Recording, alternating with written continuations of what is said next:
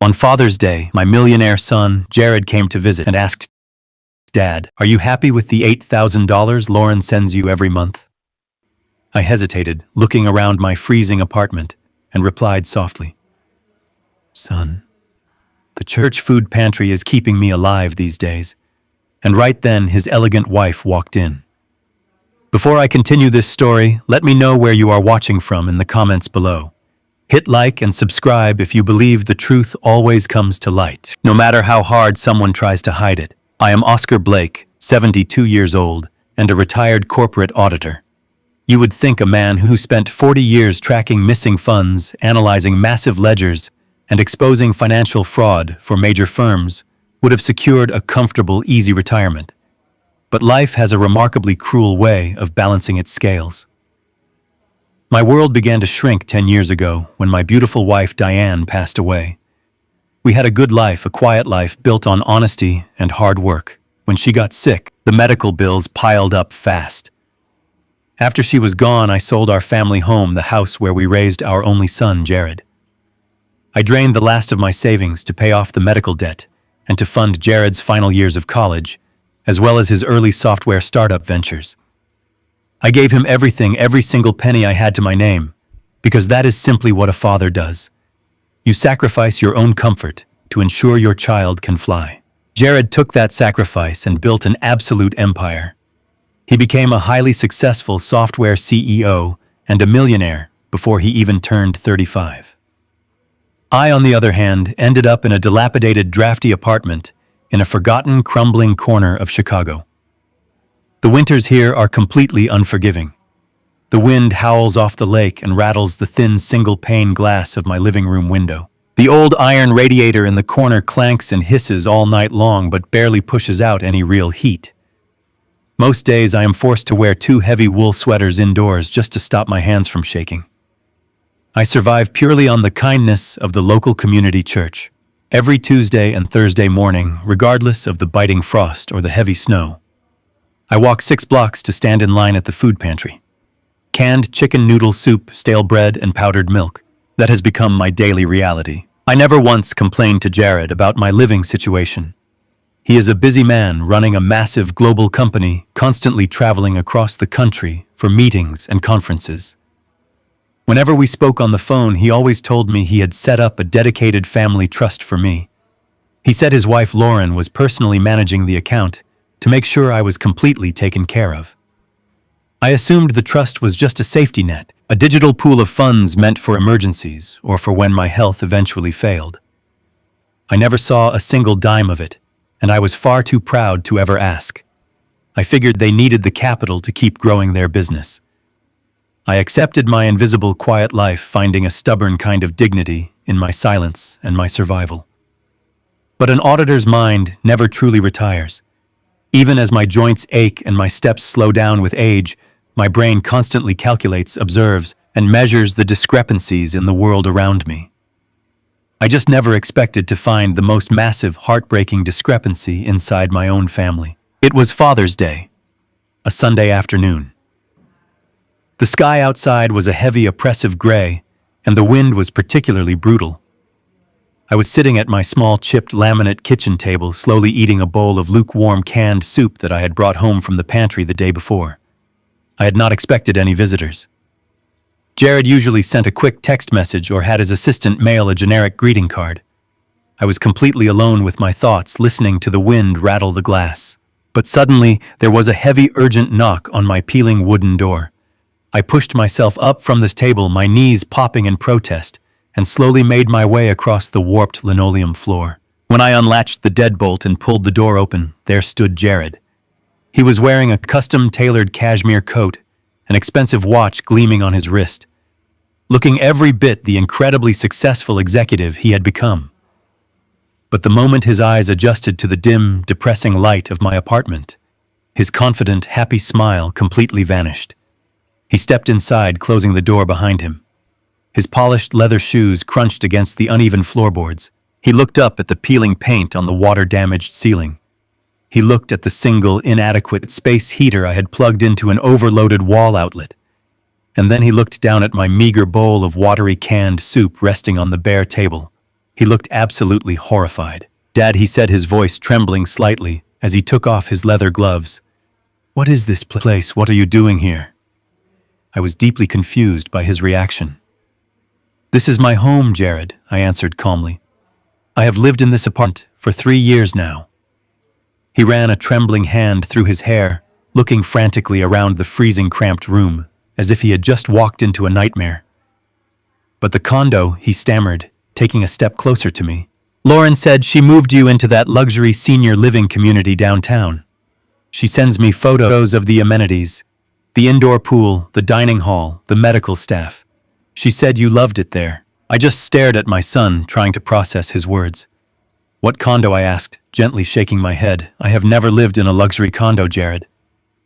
Jared's face went completely pale, all the color draining from his cheeks. He reached into his coat pocket and pulled out his phone, scrolling rapidly through his messages. Dad, he said, his voice rising in panic.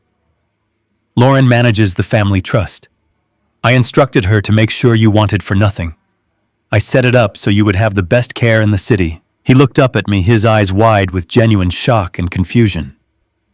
Dad, are you happy with the $8,000 Lauren sends you every month? The number hung in the freezing air between us like a physical weight. $8,000 a month. My auditor's brain instantly did the math. That was $96,000 a year. That kind of money could have completely changed my existence. It could have bought me reliable warmth, fresh groceries, new clothes, and a safe, comfortable place to live out my final years. For a moment, I was entirely speechless. I hesitated. I did not want to cause a massive rift between my son and his wife, but I simply could not lie to him. The truth was too heavy to carry alone anymore. Son, I replied softly, my voice barely above a whisper. No one is sending me any money. The church food pantry is keeping me alive these days. Jared took a physical step back, staggering slightly, as if I had just punched him in the chest. Before Jared could even attempt to process my words or say another sentence, the apartment door swung open again. In walked Lauren. The visual contrast between her and my dismal surroundings was almost comical and deeply insulting. She was 36 years old, dressed in a pristine white designer wool coat that probably cost more than my annual rent. She was carrying a luxury leather handbag, and the overpowering scent of her expensive floral perfume immediately masked the damp, musty smell of my apartment. She stopped dead in her tracks the exact moment she saw Jared standing there in the middle of the room. For a fraction of a second, just a fleeting micro-expression, I saw pure, unadulterated panic flash across her eyes. She froze. She knew she was caught. She knew the grand illusion she had built was completely shattered. But Lauren was an absolute master manipulator, a predator hiding behind a beautiful face. In the blink of an eye, the genuine panic vanished, instantly replaced by an expression of deep, tragic sorrow. Jared, honey, she cried out, her voice shaking with perfectly faked emotion. She dropped her designer bag on a chair, rushed to his side, and grabbed his arm tightly. I did not want you to see him like this. I tried so hard to protect you from seeing this reality. Jared looked down at her, entirely bewildered and visibly angry. Protect me from what, Lauren? He demanded, pulling his arm away. He just told me he lives off a church food pantry. Where is the $8,000 a month? Where is the luxury condo you told me about? Lauren let out a dramatic theatrical sob, pressing her perfectly manicured fingers against her trembling lips. She looked at me with wide eyes full of fake, condescending pity. Oh, Oscar, your poor, broken mind. She turned back to actual tears now streaming down her contoured face. Jared, I have been depositing the money every single month. I swear to you on my life. But his dementia, it is getting so much worse. The specialist warned me this would happen. He hides the money. He forgets where he puts it. She pointed a trembling finger around the room. He wandered off from this luxury condo 3 months ago and rented this awful place in a state of severe mental confusion. I have been trying every single day to coax him back, but he gets violently aggressive when I try to move him. He thinks everyone is stealing from him. It is the paranoia, Jared. The sickness is taking over his brain. I stood there by my kitchen table, absolutely frozen by the sheer, terrifying audacity of her lies. Dementia. Wandering off. Paranoia. I had never set foot in a luxury condo in my entire life. My mind was sharper than it had ever been. She was spinning a web of deceit so thick, so fast, and with such incredible emotional conviction that Jared, desperate to make sense of the nightmare, was actually beginning to listen to her. I watched my son's face transition from righteous anger to deep, tragic, heartbreaking concern. He looked at me not as the father who raised him, but as a broken, sick old man who was rapidly losing his grip on reality. The feeling of being erased by her lies was suffocating. She was stealing my sanity to cover up her theft. Jared rubbed his temples, completely overwhelmed by the crushing emotional weight of the situation. Suddenly, his phone began to buzz loudly in his coat pocket. He pulled it out, glancing at the screen. "It is the board of directors," he said, his voice thick with stress and exhaustion. "I have to take this call. Just give me 5 minutes in the hallway to process all of this. Please, just stay here." He stepped out into the drafty, dimly lit hallway, pulling my heavy wooden door shut behind him. The loud metallic click of the latch echoed sharply in the small room. The very moment the door was completely closed, the atmosphere in the room changed instantly. The temperature seemed to drop another 10 degrees. Lauren's tears stopped immediately. Her crying ceased as if someone had flipped a switch. Her posture straightened, the trembling vanished, and the mask of the grieving, concerned daughter-in-law evaporated completely. What was left behind was a cold, calculating, and ruthless predator. She slowly walked toward me, her designer heels clicking sharply and rhythmically against the linoleum floor. She backed me up against the kitchen counter, stopping mere inches from my face. Her eyes were hard, entirely devoid of any human empathy or warmth. "Listen to me very carefully, old man," she whispered, her voice a venomous, terrifying hiss. You are going to play along with this exactly as I say. When Jared walks back through that door, you are going to act confused. You are going to look around and ask what year it is. You are going to mumble. If you breathe a single word about the money, or if you dare call me a liar to his face again, I will absolutely destroy you." She leaned in even closer, the sickeningly sweet smell of her perfume turning my empty stomach. "I already have the medical power of attorney paperwork drafted and ready to go. I have highly paid doctors on my personal payroll who will sign whatever medical evaluation I tell them to sign. If you cross me, I will have you declared legally incompetent by Tuesday morning. I will throw you into the worst, most violently underfunded state-run psychiatric ward in this entire city. They will drug you so heavily that you will not even be able to remember your own name, and you will rot in a padded room until the day you die. Do you understand me?" I looked deep into the eyes of the woman who had stolen my dignity, my comfort, my retirement, and my son's trust. I realized in that very second that I was not just a neglected old man. I was standing in the middle of a war zone under an active, highly malicious attack. She had all the power, all the money, and my son's ear. But Lauren made one fatal, irreversible mistake. She looked at my wrinkled hands, my stooped posture, and my worn-out clothes, and she only saw a weak, defenseless victim. She completely forgot who I was. She forgot that underneath this gray hair was a man who spent 40 relentless years dismantling corporate thieves, much smarter and much more dangerous than her. I did not scream. I did not argue. I did not defend myself. I just stared at her in absolute, unbroken silence, letting my shoulders slump. I let her believe she had won. Because an auditor knows the golden rule of destruction. You never show your hand, and you never make a sound until you have gathered all the evidence you need to burn their empire to the ground. Lauren stood there waiting for me to scream. She wanted me to yell at her. She wanted me to call her a liar and wave my hands around like a lunatic. If I did that, she would win immediately. She would tell Jared that my outburst was undeniable proof of my failing mind. So I gave her absolutely nothing. In my 40 years of investigating corporate embezzlement, I learned one universal truth about predators. They thrive on the predictable reactions of their victims. When you do not react, they get careless. I let my shoulders slump forward. I let my jaw go slack. I allowed the light to completely fade from my eyes, replacing the sharp gaze of an auditor with the vacant stare of a broken and senile old man. I slowly lowered my head and stared at the peeling linoleum floor. The silence in my freezing apartment stretched out for a very long time. I could hear Lauren breathing heavily. I heard her designer heels shifting slightly as she waited for my counterattack.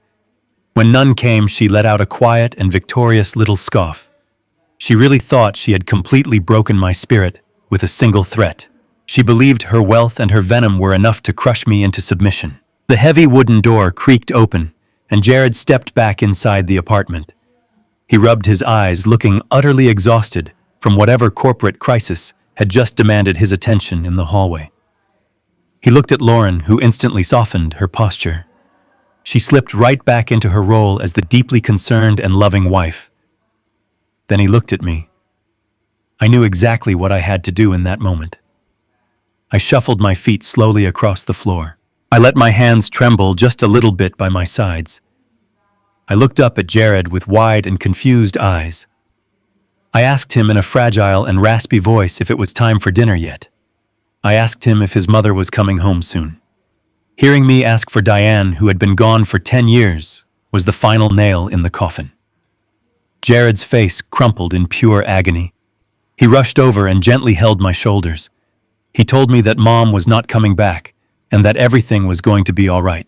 Lauren stood right behind him, gently rubbing his back and offering him quiet words of comfort. I watched her over his shoulder. She looked at me with a smirk so subtle that only I could see it. She had him completely fooled, and she thought she had me entirely contained. Jared promised he would get me the best doctors in the city. He promised he would come back tomorrow with a medical team to help me transition into a proper care facility. I just nodded slowly, keeping my eyes vacant and agreeing to every single thing they said. They stayed for another 20 minutes, treating me like a fragile glass doll that had lost its mind. When they finally walked out my door and the lock clicked shut, I listened to their footsteps fade down the hallway. The very second the building went quiet, the tremor in my hands stopped entirely. I straightened my back, pushing away the ache in my aging joints. The confused and cloudy fog in my eyes vanished. It was instantly replaced by a cold and calculating clarity. Lauren thought I was just an invisible and helpless old man waiting to die in a forgotten corner of Chicago. She had absolutely no idea who she was dealing with. She only saw the faded sweaters and the worn-out shoes. She did not see the man who spent 4 decades ripping apart the financial ledgers of corrupt executives. She did not see the auditor who could track a single missing dollar through a massive labyrinth of shell companies and offshore accounts. The predator had confidently walked into my territory, assuming I was the prey. I walked over to my small kitchen table and sat down. I pushed the cold bowl of canned soup aside. My mind was already booting up shifting gears and organizing the data. The objective was incredibly clear. $96,000 a year was disappearing. A woman who wore coats worth more than my car was orchestrating the theft. My own son was completely blind to the reality happening right under his nose. I did not need to scream or cry or throw a tantrum. I needed a paper trail. I needed routing numbers. I needed hard and irrefutable data. I closed my eyes and thought about Diane. When she got sick all those years ago, the medical bills were an absolute nightmare. They threatened to swallow everything we had ever built together. After she took her last breath, I was left with a mountain of debt and a son who was halfway through an expensive college degree. I could have easily told Jared to drop out. I could have told him the money was gone and he had to fend for himself. But Diane and I had promised each other we would give our boy the tools to build a better life. So I sold the house we loved. I moved into a tiny rental. I worked my regular auditing job during the day, and at night, I took on freelance forensic accounting for independent firms. I spent countless sleepless nights drinking black coffee, hunting down hidden assets for clients, and exposing corporate thieves who thought they were too smart to get caught. I did the grueling and exhausting work that no one else wanted to do just so I could silently pay Jared's tuition in full. I never told him how hard it was. I never let him see me sweat or struggle. I just wanted him to focus on his software codes and his big dreams. The skills I honed during those long and lonely nights after losing my wife were the very same skills I needed right now. I knew exactly how thieves operated. They always get arrogant. They always believe the people they are stealing from are too stupid or too trusting to look at the details. Lauren assumed she could simply divert my trust fund because she controlled the narrative. She thought her close proximity to Jared gave her absolute immunity from any suspicion. But corporate fraudsters always make a mistake. They buy a luxury car they cannot explain, or they route money through a poorly disguised holding company. Lauren was no different from the corrupt executives I used to put behind bars. She was just another common thief wearing expensive perfume. I opened the bottom drawer of my kitchen cabinet and pulled out a fresh and blank notepad and a blue pen. I wrote down the name of my bank. I wrote down the amount of the monthly deposit Jared claimed he was sending. I began to map out the initial steps of a comprehensive forensic audit. I did not have a fancy office or a team of junior accountants anymore, but I had time, I had patience, and I had a deeply personal motive. Tomorrow morning, the confused old man with dementia would take a slow and quiet walk to the local bank branch. The silent adjustment had officially begun. The next morning arrived with a bitter chill that seeped right through the thin walls of my apartment. The sun was barely rising over the frozen city, but I was already wide awake. I did not feel the exhaustion that usually accompanied my mornings. Instead, I felt a deep and steady current of energy flowing through my veins. I washed my face with cold water and dressed carefully. I bypassed the faded sweaters I wore to the church food pantry and reached into the back of my small closet. I pulled out a heavy wool overcoat that I had kept perfectly clean in a plastic garment bag. It was old, but it commanded respect. I smoothed down the collar and buttoned it up. Today I was not a fragile old man looking for a hot meal. I was a veteran auditor stepping back onto the battlefield. I left my apartment and walked out into the freezing Chicago wind. My joints ached from the cold, but my mind was completely focused on the numbers waiting for me. I walked 4 blocks past the church and headed straight for the large retail bank on the corner of the commercial district. The heavy glass doors slid open, and the warm, conditioned air of the lobby washed over me. The familiar smell of polished marble and fresh coffee brought back a massive flood of memories. For 4 decades, this environment had been my natural habitat. I knew the rhythm of financial institutions. I knew how money moved and how it left a permanent trail. I walked past the line of customers, waiting for the tellers, and headed directly toward the glass-enclosed offices in the back. That is where I found Beverly. She was the branch manager and a woman who possessed a remarkably sharp mind. Beverly had known me for 3 years, ever since I first opened my meager checking account at her branch. She was one of the few people who looked past my gray hair and my modest clothes. We had spent hours talking about financial markets and corporate regulations. She knew exactly how capable I was, and she never once treated me like a senile citizen. I knocked gently on the glass door of her office. Beverly looked up from her computer monitor, and a warm and genuine smile spread across her face. She immediately stood up and gestured for me to come inside. She closed the door behind me, ensuring we had complete privacy in the quiet room. I sat down in the leather chair across from her desk. I did not waste any time with pleasantries or small talk. I looked her squarely in the eyes and told her that I needed to conduct a comprehensive and forensic review of my incoming trust deposits. I told her I suspected a severe financial irregularity involving my accounts. The smile faded from her face, replacing it with a look of intense professional focus. She nodded slowly and turned her attention back to her keyboard. Beverly asked me for my identification, and I handed over my state identification card. She typed rapidly into her terminal, navigating through the complex internal banking software. I leaned forward, resting my hands on the edge of her desk. My heart was beating steadily. I was fully prepared for whatever the numbers were going to reveal. Beverly turned her large monitor around so that we could both see the data populating on the screen. She pulled up the records for the family trust account that Jared had established in my name. We looked at the ledger for the past 12 months. The screen lit up with row after row of transaction history. The first thing I saw brought a strange wave of relief washing over me.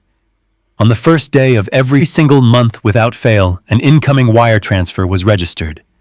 The origin was the corporate trust fund belonging to Jared, and the amount was exactly $8,000. My son had not lied to me about sending the money. He had kept his promise to provide for my retirement. He truly believed he was taking care of me. That realization lifted a heavy weight off my chest, but it was immediately replaced by a burning and calculated anger. Because right below each of those incoming deposits was a second transaction. I leaned closer to the monitor, analyzing the digital timestamps. Less than 30 seconds after the $8,000 cleared into my trust account, an automated sweep was triggered.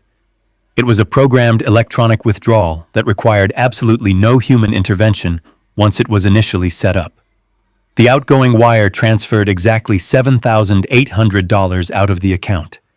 It left behind exactly $200. It was a brilliant and malicious maneuver. By leaving a small fraction of the funds in the account, the balance never dropped to zero. This prevented the bank from sending out any automated letters regarding a dormant or empty account. It was a strategy designed to keep the account breathing just enough to avoid suspicion while bleeding it completely dry. I pulled my blue pen and my notepad from my coat pocket. I asked Beverly to trace the destination of that automated outgoing wire. I needed the routing numbers, the beneficiary names, and the timestamp records for every single transfer. My auditor instincts took over completely. I was no longer a father looking at the money of a son. I was an investigator tracking a thief. Beverly typed another series of commands into her system to track the external routing path. The banking network churned for a few seconds before displaying the final destination. The funds were being wired to a corporate holding account at an entirely different banking institution across the country. The registered beneficiary of the receiving account was a limited liability company. Beverly read the name aloud. The entity was registered as L Prime Holdings. I stared at the name on the screen. The letter L was a glaring and arrogant clue. Lauren had named the shell company after herself. She was so confident in her deception that she did not even bother to properly obscure her tracks. She assumed nobody would ever check the routing history because she believed the only person who could challenge her was a confused and helpless old man. I carefully wrote down the exact name of the shell company. I copied the routing number and the receiving account number onto my notepad. I wrote down the dates of the transfers and the exact amounts stolen over the past 36 months. My hand moved with precision and purpose. The math was devastatingly simple, but entirely irrefutable. She was siphoning $93,600 a year. She was starving me out while building a hidden fortune with the wealth of my son. I thanked Beverly for her help. She looked at me with deep concern in her eyes. She asked me if I wanted her to freeze the account or initiate a fraud investigation through the bank security team. I politely declined her offer. I told her that freezing the account would alert the thief that they were being watched. I explained that I needed the automated transfers to continue for just a little while longer so that I could gather the rest of my evidence. Beverly understood completely. She promised to keep my visit strictly confidential. I stood up from the comfortable leather chair and put my notepad safely into my inside pocket. I walked out of the office of Beverly and made my way back through the warm and busy lobby of the bank. The heavy glass doors parted, and I stepped back out into the freezing Chicago morning. The brutal wind hit my face again, but this time I did not feel the cold at all. I had the raw data, I had the routing numbers, I had the thread. Now all I had to do was pull that thread until the entire world of Lauren unraveled. I began my walk toward the public library to dig into the state business registries. The silent adjustment was moving forward exactly as I planned. The glowing monitor on the wooden desk was the only source of light I cared about in that entire building. Beverly sat across from me with her fingers hovering over the black keyboard. She was completely silent. In the world of finance, silence is never empty. Silence is the sound of a heavy truth waiting to be spoken aloud. I kept my hands folded carefully in my lap. I took a slow and deep breath. The air inside the office smelled of sharp disinfectant and roasted coffee, but all I could focus on was the digital ledger loading on the flat screen. As a retired corporate auditor, I have spent my entire adult life looking at financial records. Numbers are the only language in the world that absolutely cannot lie. People will look you directly in the eyes and tell you a beautiful story. They will cry fake tears. They will hold your hand and promise you the world. But a bank statement does not possess the capacity for deception. A bank statement is a brutal and flawless mirror. I waited patiently as Beverly entered her manager credentials. The system processed the request, and suddenly, the complete history of my family trust account populated on the bright monitor. I leaned forward slightly. The first column of data was a massive relief to my old and tired heart. There they were, the incoming deposits. On the first day of every single month for the past 3 years, a wire transfer had cleared successfully. The sender was listed as the primary corporate trust established by my son. The amount was exactly $8,000. I read the numbers again and again. January $8,000. February $8,000. March $8,000. A warm feeling washed over my chest, completely thawing the freezing cold that had settled in my bones. Jared had told me the truth. My son had not abandoned me to freeze in a crumbling apartment. He had kept his promise. He had truly set aside a small fortune to ensure that the man who sacrificed everything for his education would never have to worry about food or shelter again. The relief was so intense that my eyes watered for a brief second. My boy was still the good and honest man I raised, but that sweet relief was violently shattered just a few seconds later. Beverly frowned and leaned closer to the screen. She adjusted her glasses and moved the mouse. "Mr. Blake," she said softly. Her voice carried a heavy tone of professional confusion. "The incoming deposits are perfectly consistent, but your current available balance does not reflect this history at all. Your balance is practically non-existent. I need to run a trace on the outgoing ledger." I told her to pull the withdrawal records immediately. I knew exactly what was coming. I had seen this exact pattern 1,000 times during my career investigating corporate embezzlement. When you have a massive influx of capital that simply vanishes without a trace, you are not looking at an accounting error. You are looking at a predator. Beverly hit a key and the screen refreshed. A second column of data appeared right beside the incoming deposits. My stomach dropped completely. I felt a cold and venomous anger rising in my throat. Exactly 48 hours after every single $8,000 deposit landed in my trust account, an automated clearinghouse transfer was triggered. It was an electronic sweep. In the banking world, a sweep is a programmed protocol designed to move funds automatically without anyone needing to push a button or sign a check.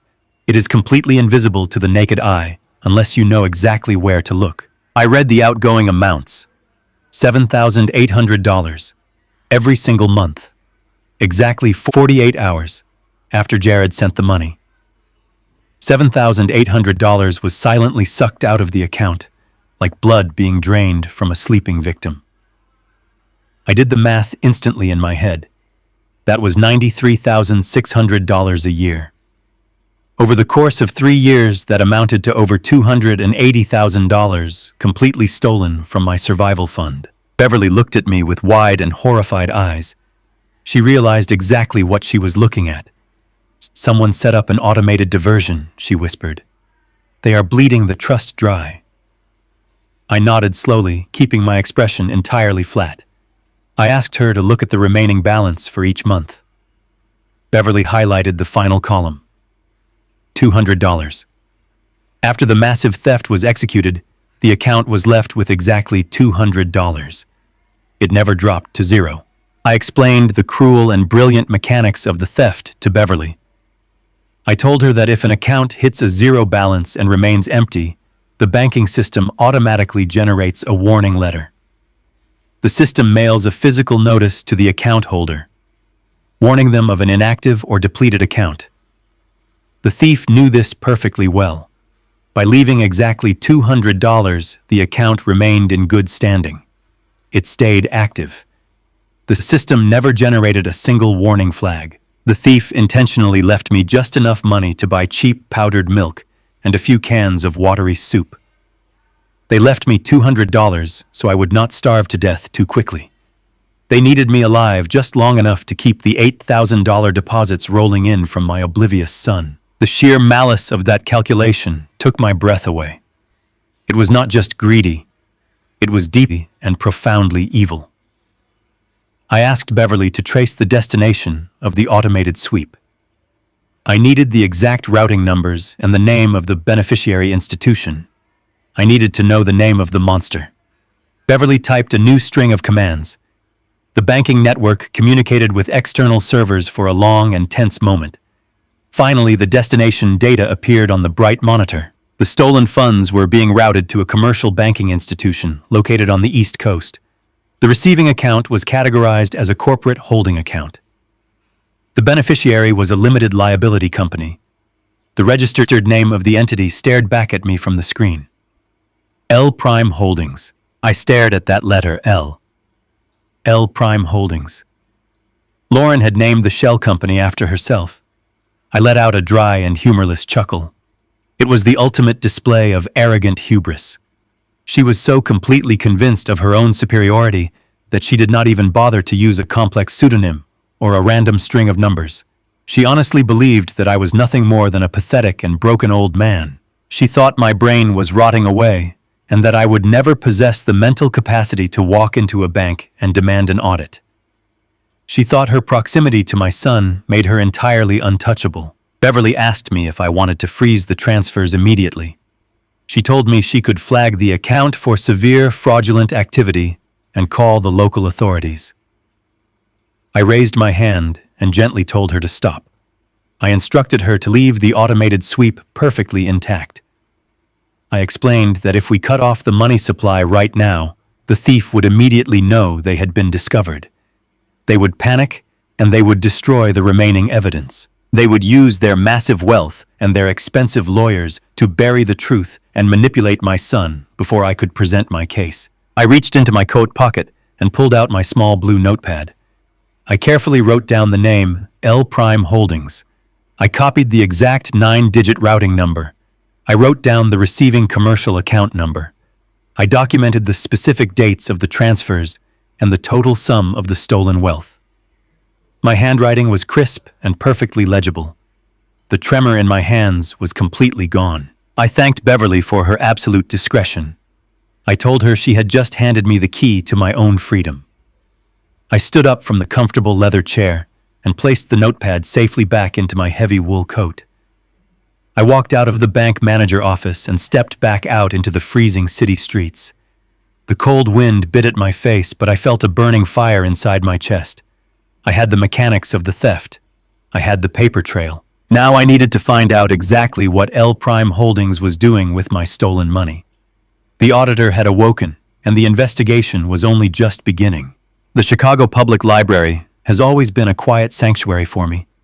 The heavy stone architecture and the silent rows of towering bookshelves offer a profound sense of peace.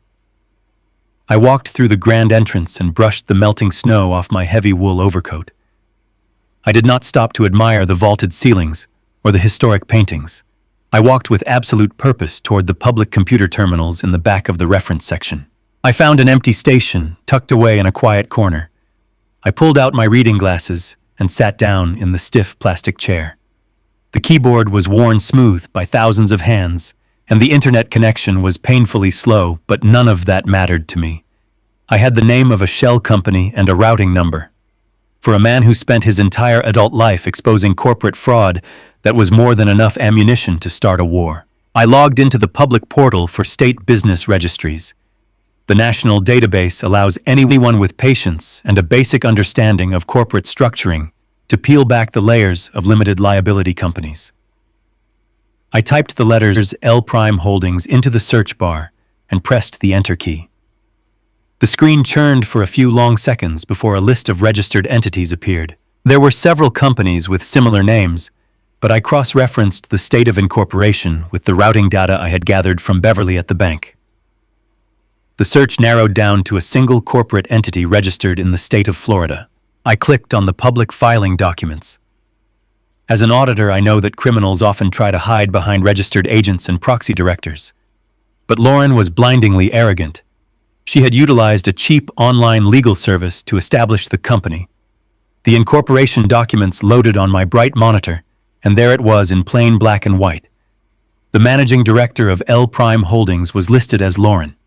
Her signature was right there on the digital PDF file. She had total and exclusive control over the account that was bleeding my trust fund dry. But holding companies do not just sit on stolen cash. They filter it. They wash it through assets to make the money look legitimate. I needed to know exactly where my $93,600 a year was going. I opened a new browser tab and navigated to the county property appraiser website for Southern Florida. If L Prime Holdings was moving that much capital, they were likely funneling it into real estate. I searched the company name in the property owner database. The result popped up instantly. L Prime Holdings was the registered owner of a massive residential property in Miami. I copied the address and pasted it into a satellite mapping application. The screen zoomed in on a spectacular stretch of coastline. My breathing slowed down as I stared at the high-resolution images of the property. It was a sprawling beachfront estate. It featured a pristine white exterior, a massive swimming pool overlooking the ocean, and a private dock. It was a multi-million-dollar compound designed for absolute luxury. I pulled up the public tax records and the recorded mortgage deed. The math aligned perfectly. The monthly mortgage payment, property taxes, and association fees for the Miami estate totaled exactly $7,800. Every single penny that Lauren was siphoning from my survival fund was being funneled directly into this tropical mansion. She was keeping me freezing in a dilapidated Chicago apartment, eating watery canned soup so she could finance a beachfront paradise. But a woman like Lauren did not buy a house like that to leave it empty, and she certainly was not living there since she resided here in the city with my son. Someone else was enjoying the fruits of my stolen dignity. I knew exactly how to find out who was living inside that house. I opened a popular social media platform. I did not have an active profile of my own, but the platform allows you to search public accounts. I typed in the names of Lauren's parents, Anthony and Barbara. I had only met them a handful of times at the wedding and during a few brief holidays. They had always struck me as deeply pretentious people who talked a little too loudly about their supposed wealth and their expensive tastes. Their social media profiles were completely public. They wanted the entire world to see how fabulous their lives were. I clicked on Barbara's page, and a grid of brightly colored photographs flooded my screen. I clicked on the most recent picture uploaded just 2 days ago. My heart hammered against my ribs as I looked at the image. It was a photograph of Anthony and Barbara sitting on a sun-drenched balcony. The sparkling blue ocean stretched out perfectly behind them. The white railing of the balcony exactly matched the satellite imagery of the Miami estate, owned by L Prime Holdings. Anthony was wearing an expensive linen shirt and holding a crystal flute of champagne. Barbara was smiling broadly, wearing a wide-brimmed sun hat and oversized designer sunglasses. It was the caption beneath the photograph that truly made my blood run cold. Barbara had written a long paragraph celebrating their retirement. She wrote about how wonderful it felt to finally relax after decades of hard work. She typed out the words self-made and blessed. She explicitly thanked her wonderful daughter Lauren for helping them find their dream forever home. The post was flooded with comments from their friends praising their success and admiring their beautiful beachfront lifestyle. I sat completely frozen in the quiet library, staring at the bright screen. The sheer magnitude of the disrespect hit me like a physical blow to the chest. They were not self-made. They were not blessed by hard work. They were living like absolute royalty on money that was meant to keep me alive. They were drinking expensive champagne and soaking up the tropical sun while I was putting on 2 heavy sweaters just to stop my hands from shaking in the winter cold. Lauren was literally stealing food from my mouth to fund her parents' vanity. I thought about my beautiful wife, Diane. I thought about the day we sat together at our kitchen table and made the agonizing decision to sell the home we loved. I thought about the grueling late nights I spent auditing fraudulent ledgers until my eyes burned, just to make sure Jared could finish college without a mountain of debt.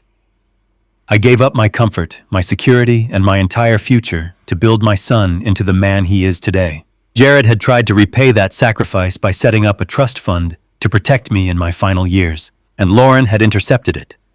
She had hijacked my son's gratitude and redirected it to her own arrogant parents. Anthony and Barbara were playing the role of wealthy retirees using the very money I had earned through a lifetime of quiet sacrifice. It was not just a financial crime. It was a profound and unforgivable insult to my entire existence.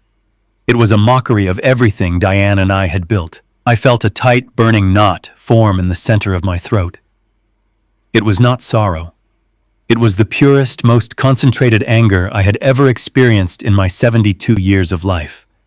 I did not want to simply stop the automated bank transfers anymore. I did not just want my money back. I wanted to tear down their entire facade.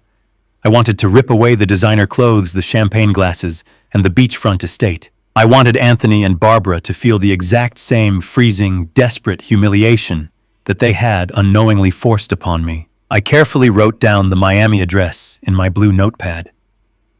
I documented the names of the social media accounts and wrote out the exact details of the mortgage payments. I had completely unraveled the mystery of L Prime Holdings. The entire architecture of their theft was now laid bare in front of me.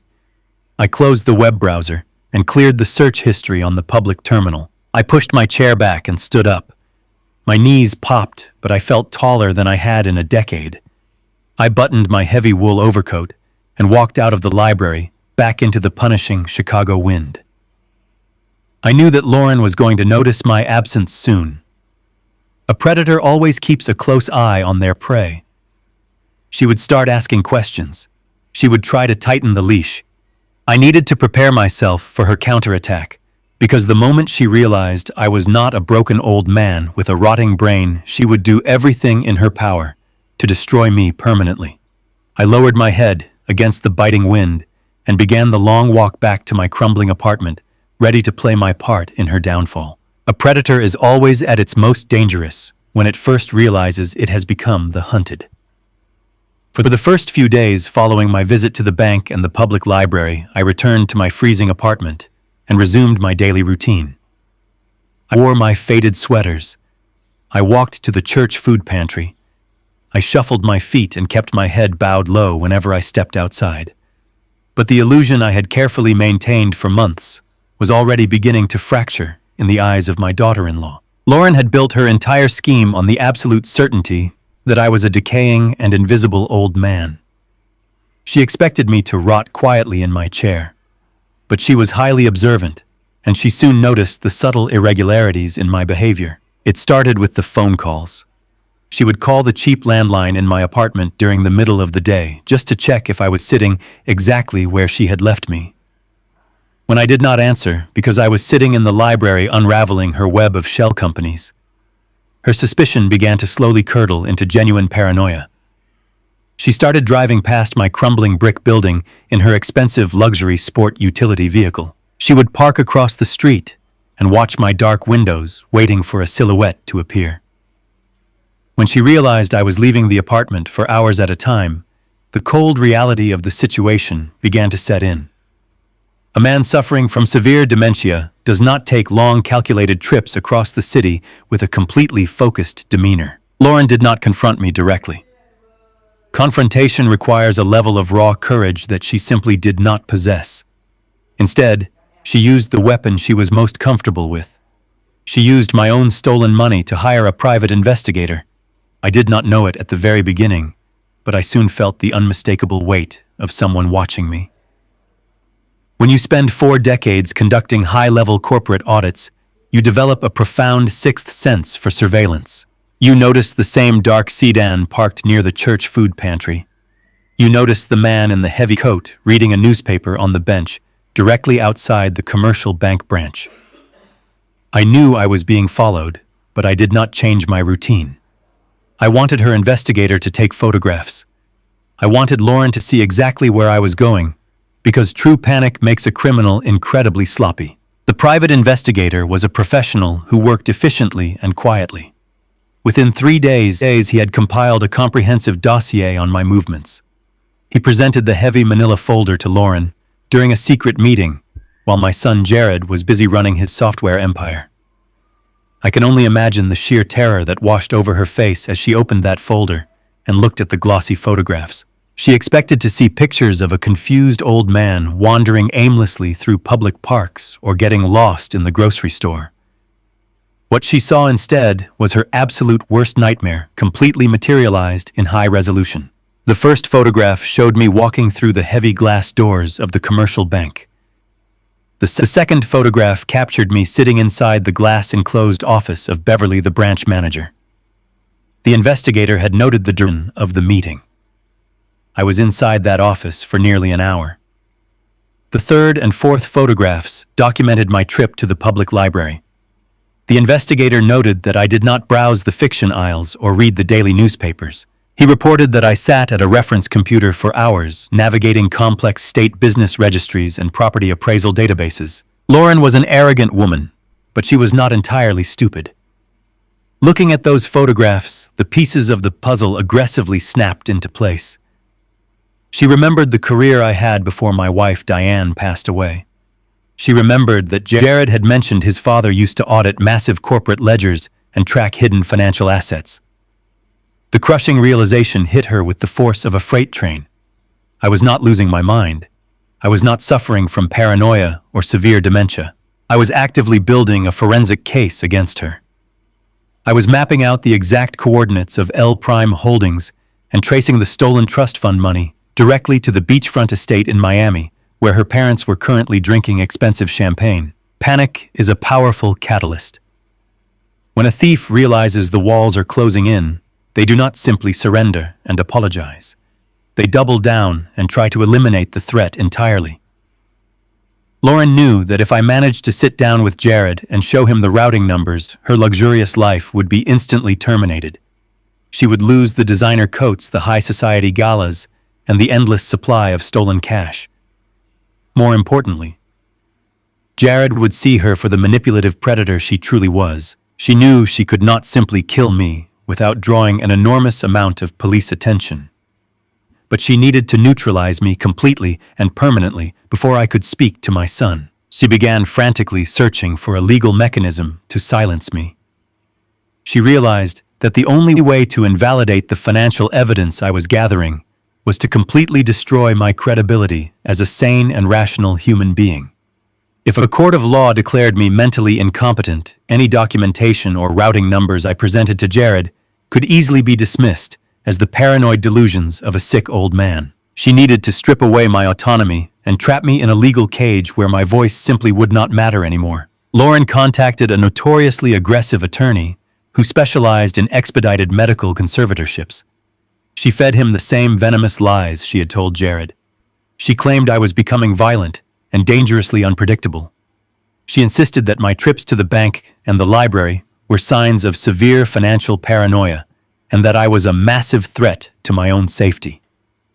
She demanded that the lawyer draft a medical power of attorney immediately. She intended to use the document as a legal weapon to seize total control over my healthcare decisions and forcefully commit me to a locked psychiatric ward. She planned to corner me in my own apartment and force me to sign away my freedom.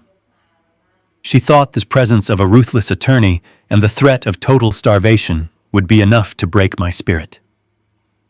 She believed that my fear of dying alone in a state-run facility would compel me to surrender the evidence and submit to her authority.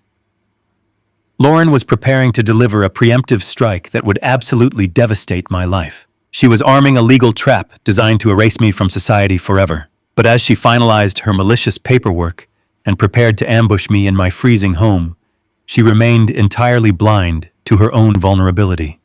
She was so consumed by her desperate need to neutralize me that she failed to realize I was already 10 steps ahead of her. She was marching proudly onto a battlefield that I had carefully designed. She thought she was bringing a legal weapon to destroy an old man, but she was actually walking directly into the jaws of a trap I had patiently set. The final confrontation was rapidly approaching and I was more than ready to welcome her to the slaughter. The knock on my door came just after 3 in the afternoon. It was not a polite or hesitant tapping. It was 4 sharp and heavy strikes against the peeling wood. I was sitting at my kitchen table drinking a cup of hot water with lemon, just to keep my hands from freezing. I slowly stood up and shuffled across the warped linoleum floor. I made sure to let my shoulders slump and my breathing sound labored. I turned the deadbolt and pulled the door open. Lauren stood in the dimly lit hallway. She was wearing a tailored black wool coat and a pair of dark leather gloves. Her expression was completely devoid of the fake pity she usually wore when my son was around. But she was not alone. Standing right beside her was a man I had never seen before. He was tall and noticeably thin, with slicked back graying hair. He wore a gray suit that was trying very hard to look expensive, but the fabric hung awkwardly on his frame. He clutched a thick leather briefcase in his right hand. He had the unmistakable look of a man who made his living by exploiting the vulnerable. Lauren did not ask for permission to enter. She simply pushed past me, stepping into my freezing apartment, as if she owned the entire building. The man in the gray suit followed closely behind her. He wrinkled his nose in obvious disgust as he looked at the water stains on my ceiling and the rusted radiator in the corner. I closed the door slowly, keeping my eyes cast downward. I played the part of the confused and intimidated old man perfectly. Lauren turned to face me. She did not bother to take off her leather gloves. She reached into her deep coat pocket and pulled out her mobile phone. She tapped the screen a few times and placed the device on my small kitchen table. She pressed the speaker button. The dial tone echoed loudly in the quiet room. After 3 rings, my son Jared answered. His voice sounded incredibly tired and heavy with corporate stress. Lauren immediately changed her entire posture. Her shoulders dropped and her face softened into a mask of pure tragedy.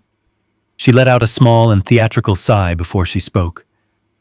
"Jared, honey," she said, her voice trembling with perfectly manufactured concern. "I am here at your father's apartment. I did not want to worry you while you were at the office, but things have gotten so much worse today. I came to check on him and he barely recognized me. I is completely disoriented, and the living conditions here are becoming a severe hazard to his safety." I listened to my son let out a long and painful breath on the other end of the line. I could hear the background noise of his busy office. "Lauren, honey," he replied, his voice thick with guilt. "What are we supposed to do? He refuses to go back to the facility. I cannot force him into a car." Lauren wiped away a fake tear that did not exist. "I know, Jared," she whispered softly. "That is exactly why I brought Mr. Pierce with me today. He is a highly respected attorney who specializes in elder care and family protection. We just want to get some basic paperwork finalized. It is a medical power of attorney. It will just allow us to make emergency healthcare decisions for him if his mind completely fails. It is just a safety net, Jared, to make sure he does not accidentally hurt himself or wander out into the freezing snow again." There was a heavy silence on the phone. I knew my son was wrestling with the immense guilt of his wealth and his absence. He loved me, but he was entirely blinded by the web of lies his wife had spun around him. Finally, Jared spoke. "Dad. Dad," he said, his voice cracking slightly. "Are you there?" I leaned closer to the phone. I made sure my voice sounded incredibly fragile and weak. "I am here, son," I replied softly. "Dad, you need to listen to Lauren," Jared told me. "She is just trying to protect you. We all are. Please, just cooperate with the lawyer so we can get you the medical help you need. I am so sorry I cannot be there today, but I love you. Just sign the papers so you can be safe." I told him that I understood. I told him that I loved him too. Jared hung up the phone. The digital beep signaled the end of the call and the abrupt end of Lauren's performance. The very second the phone screen went dark, the atmosphere in my apartment turned completely toxic. Lauren snatched her phone off the table and dropped it back into her coat pocket. The sweet and sorrowful tone in her voice vanished instantly. It was replaced by a cold and absolute malice. She looked at the man in the gray suit and gave him a short nod. Mr. Pierce stepped forward and placed his heavy leather briefcase on my kitchen table. He unlatched the brass locks and pulled out a thick stack of legal documents. He laid them out flat and placed a black pen right beside them. He looked at me with cold and empty eyes. "Mr. Blake," he said, his voice smooth and incredibly condescending. "My name is Arthur Pierce. I represent your daughter-in-law. The document in front of you grants her total and exclusive control over your medical and residential decisions. It transfers all legal authority regarding your physical well-being directly into her hands." I looked at the stack of papers, and then I looked at Lauren. She took a step closer to me, invading my personal space. She wanted me to feel trapped. She wanted me to feel like a cornered animal with absolutely no avenue of escape. This was no longer a negotiation. It was a hostage situation happening inside my own home. "You are going to sign every single page," she whispered, her voice dripping with venom. "You are going to sign your name on the dotted line right now. You are going to hand over the last tiny shred of your pathetic independence." I kept my hands trembling slightly by my sides. I looked up at her and asked her what would happen if I refused to sign the paperwork. Lauren let out a cruel and humorless laugh. She leaned in so close that I could smell the strong mint on her breath. "If you refuse to sign," she hissed, "I will call the city authorities right now. I will tell them you are suffering from a violent psychotic break. I will show them this freezing, miserable apartment and tell them you are a severe danger to yourself and the public. They will drag you out of here in a straitjacket. You will not go to a nice retirement home.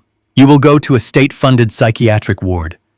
You will be heavily sedated, locked in a sterile room, and completely forgotten by the entire world. Jared will believe every single word I say because he already thinks your brain is rotting away." Mr. Pierce crossed his arms over his chest and nodded in agreement.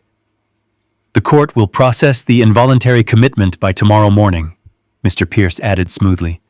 "You have absolutely no legal standing to fight this. You have no resources and no credibility. Signing this document is the only way you get to keep sleeping in your own bed tonight." They had orchestrated the perfect corner. They used my son's love and guilt as a weapon to isolate me. They brought a corrupt lawyer to give their extortion a clean and official appearance. They threatened me with the absolute loss of my basic human rights. Lauren stood there looking at me with pure and victorious arrogance. She truly believed she had orchestrated a flawless checkmate. She thought she had effectively silenced the only person who could expose her massive financial theft. I stared down at the black pen resting on the table. The freezing wind rattled the thin glass of my living room window. I knew exactly what she was doing. She was rushing the execution of her plan because she knew I had visited the bank.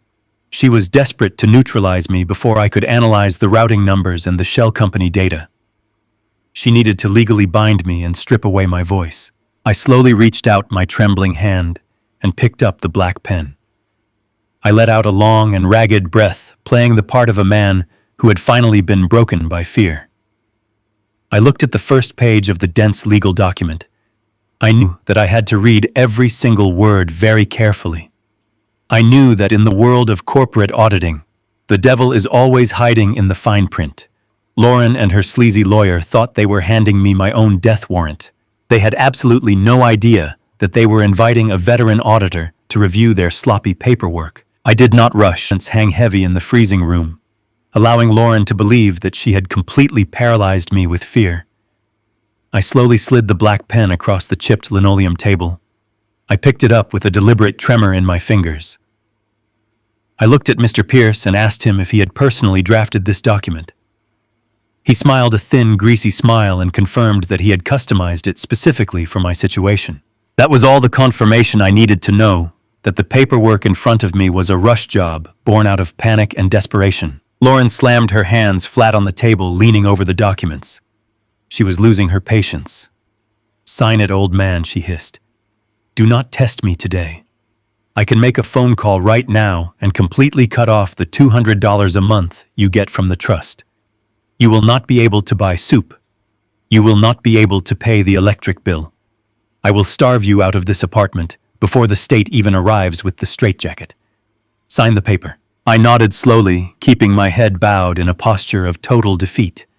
I told her that I would sign, but that I needed to read it first, to understand exactly what I was agreeing to. I knew she could not deny me that simple request in front of a lawyer, even a corrupt one. Lauren rolled her eyes dramatically and crossed her arms, pacing the small kitchen while her heels clicked sharply against the floor. Mr. Pierce simply checked his watch, clearly annoyed by the delay. I adjusted my reading glasses and began to scan the dense legal text. To an untrained eye, the document looked like an impenetrable wall of legal jargon. But to an auditor who spent 40 years dismantling complex corporate contracts, it was more than a poorly constructed puzzle. I read through the standard clauses granting medical authority. I read through the sections assigning residential control. And then, halfway down page 3, hidden deep within a convoluted paragraph regarding the transfer of fiduciary responsibilities, I found the fatal flaw. It was a standard boilerplate clause that a lazy attorney had likely copied and pasted from a previous corporate trust template without fully understanding its implications. The clause stated that before the medical power of attorney could be fully executed and recognized as legally binding, a comprehensive forensic audit of all associated family trusts must be automatically initiated and completed by the primary fiduciary accounting firm. My heart hammered against my ribs, but I kept my breathing perfectly steady. Mr. Pierce had fundamentally misunderstood the structure of Jared's wealth. Jared did not use a small local accountant for his personal trusts. He used the massive corporate accounting firm that handled his software empire. By forcing me to sign this document, Lauren was not silencing me. She was legally triggering a massive corporate audit into her own shell companies. She was legally ordering Jared's most ruthless accountants to tear apart the financial architecture of L Prime Holdings. I read the clause a second time just to ensure I was not hallucinating. It was flawless. The trap was set and armed by her own attorney. Lauren thought she was binding my hands, but she was actually handing me the detonator to her entire life. She was completely oblivious to the financial earthquake she was about to unleash. I let out a shaky theatrical breath. I looked up at Lauren, my eyes wide with manufactured fear. I told her that the legal language was too complicated for my old brain to understand. I told her that I was scared and that I just wanted to be safe. I asked her if she promised to let me stay in my apartment if I signed the papers. Lauren stopped pacing. A slow, cruel, and victorious smile spread across her face. She stepped up to the table and looked down at me like I was an insect. "I promise, Oscar," she purred, her voice dripping with venomous satisfaction. "You sign the document, and you get to stay right here in your freezing little apartment." She was lying. I knew she was lying. The moment the ink dried on the paper, she fully intended to lock me away and throw away the key. But she had no idea that the ink on that page would be the absolute end of her reign. I looked back down at the signature line. I positioned the black pen over the paper. The silent adjustment was moving into its final and most devastating phase. I let the black pen hover over the thick white paper. I stared down at the signature line, letting my hand shake just enough to make the movement look pathetic, but not enough to seem theatrical. Lauren tapped her expensive leather shoe against my cracked linoleum floor.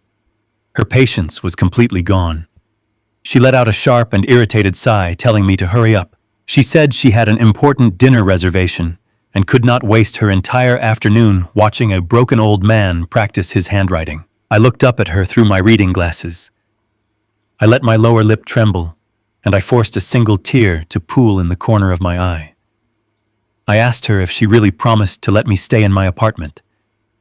I asked her if she promised not to tell Jared that my brain was failing. I needed her to explicitly verbalize her lie one last time in front of the lawyer to fully solidify her malicious intent. Lauren leaned over the table. She smiled a terrible and victorious smile. "I promise, Oscar," she whispered, her voice dripping with fake sweetness and real venom. "You just sign that paper, and you get to stay right here in your freezing little home." Mr. Pierce checked his heavy silver watch again, looking supremely bored by the entire interaction. He clearly did not care about the ethics of the situation. He only cared about his exorbitant hourly rate. I lowered my head, accepting my supposed defeat. I pressed the tip of the pen against the paper. I slowly and carefully signed my full legal name on the dotted line. I made sure my signature looked messy and unsteady, completing the illusion of a man who was rapidly losing his physical and mental faculties. I slid the document across the table. Mr. Pierce snatched it up immediately. He quickly verified the signature and then pulled out his notary stamp. He stamped the document twice, pressing down hard to make it absolutely official. He placed the paperwork into his heavy leather briefcase and snapped the brass locks shut. The transaction was complete. Lauren took a step back from the table. The fake sweetness vanished from her face instantly. She looked down at me with absolute and naked disgust. "You really are pathetic," she spat out. "I cannot believe Jared actually worries about you. You are nothing but a burden. You are lucky I am willing to manage your miserable little existence." She turned on her expensive heel and walked toward the door. Mr. Pierce followed closely behind her, eager to escape the depressing reality of my apartment. Lauren paused with her hand on the doorknob. She looked back at me one last time. "Do not ever try to leave this apartment again," she commanded sharply. "Do not go to the bank. Do not go to the library. If I find out you have been wandering around the city, I will call the hospital immediately. You belong here, Oscar. Do not forget it." She opened the door and walked out into the freezing hallway. Mr. Pierce followed her and pulled the heavy door shut behind them. The metal latch clicked, locking me inside. I listened to their footsteps fading down the corridor. I listened until I heard the distant thud of the main building door closing behind them. The second. The building went totally silent. My entire posture changed. The trembling in my hands vanished completely. The fake tear dried up. I straightened my back, pushing away the heavy facade of the defeated old man. I walked over to the kitchen sink and splashed cold water on my face, washing away the physical tension of the performance. Lauren had walked into my home believing she was holding an executioner's axe. She thought she had effectively stripped me of my autonomy and silenced my voice permanently. She believed that document gave her total control over my medical destiny, and by extension, my financial records. She had no idea that the document she just forced me to sign was actually a detonator. Jared's corporate accountants were notoriously ruthless and meticulous. They handled multi-million-dollar software portfolios. They did not miss a single discrepancy. By legally registering that specific power of attorney, Mr. Pierce had automatically triggered the forensic audit clause hidden deep within the paperwork. The moment that document was filed into the corporate trust system, the automated failsafe would engage. A team of elite forensic accountants would immediately begin a mandatory and comprehensive review of every single transfer moving in and out of my family trust account. They would track the automated sweep. They would find L Prime Holdings. They would trace the missing $96,000 a year directly to the beachfront estate in Miami. And they would hand that devastating report directly to my son. I walked over to my small living room window and looked out at the freezing Chicago street below. I watched Lauren and Mr. Pierce walk toward her luxury sport utility vehicle. She was smiling broadly, talking animatedly to her sleazy lawyer. She felt entirely victorious. She felt invincible. I watched her sleek black car pull away from the curb and disappear into the city traffic. I smiled for the first time in days. A cold and calculating smile. The trap was armed. The timer was officially counting down. I did not need to scream or fight or argue with her anymore. I just needed to sit back in the shadows and wait for the massive financial explosion to tear her entire empire to the ground. The silent adjustment was moving perfectly into place. Tuesday morning arrived with a pale and watery sun, struggling to break through the thick winter clouds. I sat at my small kitchen table looking out the frosted window. I did not need a clock to know exactly what was happening in the financial district of downtown Chicago. I had spent 40 years in those towering glass skyscrapers. I knew the precise rhythm of a corporate legal department. I knew that at 9 in the morning, a courier hired by Mr. Pierce was walking through a set of revolving doors. He was carrying a sealed manila envelope containing the notarized medical power of attorney. He was delivering my supposed surrender directly into the hands of my son's corporate legal team. Jared was a brilliant software engineer, but he was also a man who appreciated extreme efficiency. When his company went public, He integrated his personal family trusts into the massive automated architecture of his corporate holding firm. He wanted everything streamlined and perfectly secure. I knew this because I was the one who taught him to protect his assets. I taught him to never leave a single financial door unlocked. Jared built a system that operated on cold and unfeeling logic. He programmed automated safeguards to protect the family wealth from external threats. But the system was completely blind to who the threat was. It simply followed its core programming. When the legal receptionist opened that envelope and scanned the power of attorney into the secure network, she believed she was just filing standard medical paperwork. She filed the document under my name and linked it to my primary family trust. She had absolutely no idea she was stepping on a digital landmine. The moment the document was uploaded and the system registered a transfer of fiduciary control, the automated safety protocols engaged immediately. The system recognized that a new individual was attempting to take legal authority over a protected financial beneficiary. I took a slow sip of my hot lemon water. I could almost hear the silent digital alarm bells ringing miles away. The system instantly locked the external transfer capabilities of the trust. It generated a high-priority alert and routed it directly to the internal forensic accounting division. In the world of high-level wealth management, you cannot simply transfer legal control of a beneficiary without establishing a flawless financial baseline. The corporate accountants were mandated by their own strict compliance laws to conduct a comprehensive audit of the trust before the power of attorney could be officially activated. They had to ensure there were no existing liabilities. I closed my eyes and visualized the young and ambitious corporate accountant who was assigned to my file. He probably sighed when the alert popped up on his bright dual monitors. He probably thought he was going to spend a boring Tuesday morning reviewing a simple retirement fund for an old man. He opened the digital ledger expecting to see mundane expenses like grocery bills and pharmacy co-payments. Instead, he was greeted by a massive and glaring financial anomaly. The accountant looked at the incoming deposits of $8,000. That part was perfectly normal. But then his eyes moved to the secondary column. He saw the automated sweep. He saw $7,800 vanishing into the ether exactly 48 hours after it arrived. A novice might think it was a planned investment transfer, but a forensic accountant, trained by one of the top firms in the country, would immediately recognize the unmistakable footprint of an aggressive diversion tactic. The sheer velocity of the automated withdrawal was a massive red flag. I knew exactly what that accountant was doing in that very moment. He stopped drinking his morning coffee. He leaned closer to his screen. He traced the outgoing wire transfer, identifying the receiving institution on the East Coast. He requested the beneficiary data, and the name L Prime Holdings flashed across his monitor. Any standard corporate auditor knows that legitimate family medical expenses are not routed through limited liability shell companies in a different state. The accountant tried to pull the registration data for the holding company and hit a solid brick wall of Florida property records. The anomaly was no longer just a suspicious transaction. It was a textbook case of severe financial embezzlement. The accountant knew he had just uncovered a massive theft directly impacting the family of the chief executive officer.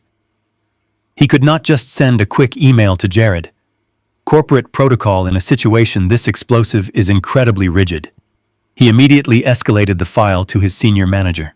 The senior manager reviewed the routing numbers and escalated the file to the managing partner of the firm. They had to verify every single data point before they presented this absolute disaster to my son. They were gathering a team to rip apart the financial history of L Prime Holdings. They were pulling property tax records and finding the beachfront estate in Miami. They were discovering that the wife of their boss was systematically robbing her elderly father-in-law. They were building an airtight and devastating dossier of evidence. And the most beautiful part of this entire process was that it was all happening in complete and absolute secrecy. The accounting firm would not alert Lauren. They would quietly build the bomb that would destroy her life. Lauren was completely oblivious to the massive storm gathering over her head. She was likely sitting in a luxury cafe, sipping an expensive latte, and bragging to her friends about her upcoming high society charity gala. She thought she had won. She thought she had successfully silenced me and secured her stolen fortune forever. She had no idea that her own malicious paperwork had triggered the very mechanism that was currently dismantling her entire empire. I sat in my freezing apartment, feeling a profound and deeply satisfying peace. I did not need to make a single phone call. I did not need to hire my own expensive lawyers to fight her in a courtroom. I had simply used her own arrogant momentum against her. I let her walk blindly into a corporate trap designed by my own son. The dominoes were finally falling, and they were falling exactly as I had calculated. I just had to wait patiently in the shadows until the final piece dropped into place. The final confrontation was inevitable, and I was entirely prepared for the fallout. While the forensic accountants were quietly dismantling her shell company behind tightly closed doors, Lauren was busy putting on the most expensive performance of her life. Jared's software company had just reached a massive milestone. The firm was officially going public, and the initial public offering was set to make him a billionaire. For a man like my son, it was the culmination of 2 decades of relentless work and sleepless nights. For Lauren, it was the ultimate opportunity to crown herself the queen of high society. She took complete control of the celebration. She decided to host a lavish charity gala at the most exclusive grand ballroom in the city. It was an event designed to disguise her massive ego as philanthropy. She wanted to prove to the world that she belonged among the elite, and she was using my son's hard-earned money to buy her way into that circle. She invited hundreds of investors, local politicians, and media personalities. She wanted the cameras flashing and the journalists writing about her flawless taste. And of course, she flew her parents up from their stolen beachfront estate in Miami. Anthony and Barbara arrived in Chicago ready to parade around the ballroom and play the role of the wealthy, successful in-laws. They were preparing to drink expensive champagne and accept the congratulations of the city elite, all while I sat in my freezing apartment, eating the food I carried home from the church pantry. The absolute arrogance of her plan was almost breathtaking. She truly believed she was completely untouchable. She thought she had erased the only threat to her fraudulent empire. But a public event of that magnitude presented a significant problem for her perfect image. She could not risk having her husband bring his elderly father to the gala. She knew that if I stood in front of Jared and spoke clearly, the entire illusion of my failing mind would shatter in front of hundreds of witnesses. She needed me completely erased from the narrative. So she spun her final and most cruel lie. I knew exactly how she did it because my son called me the day before the gala, and his voice was heavy with a sorrow that he did not deserve to carry. The phone rang on my small kitchen table. When I answered, Jared spoke in a low and hesitant tone. He told me that Lauren had successfully finalized the medical paperwork. He said she had quietly moved me into a highly specialized private care facility just outside the city limits. He told me that Lauren said I was resting comfortably, but that my mind was far too fragile for visitors. She had convinced my own son that bringing me to a crowded and noisy ballroom would trigger a severe and violent panic attack. She painted herself as the ultimate martyr, making the difficult medical decisions to protect a broken old man.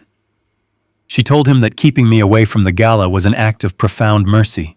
I listened to my son apologize to me over the phone. He told me how much he loved me and how much he wished I could be there to see his company go public.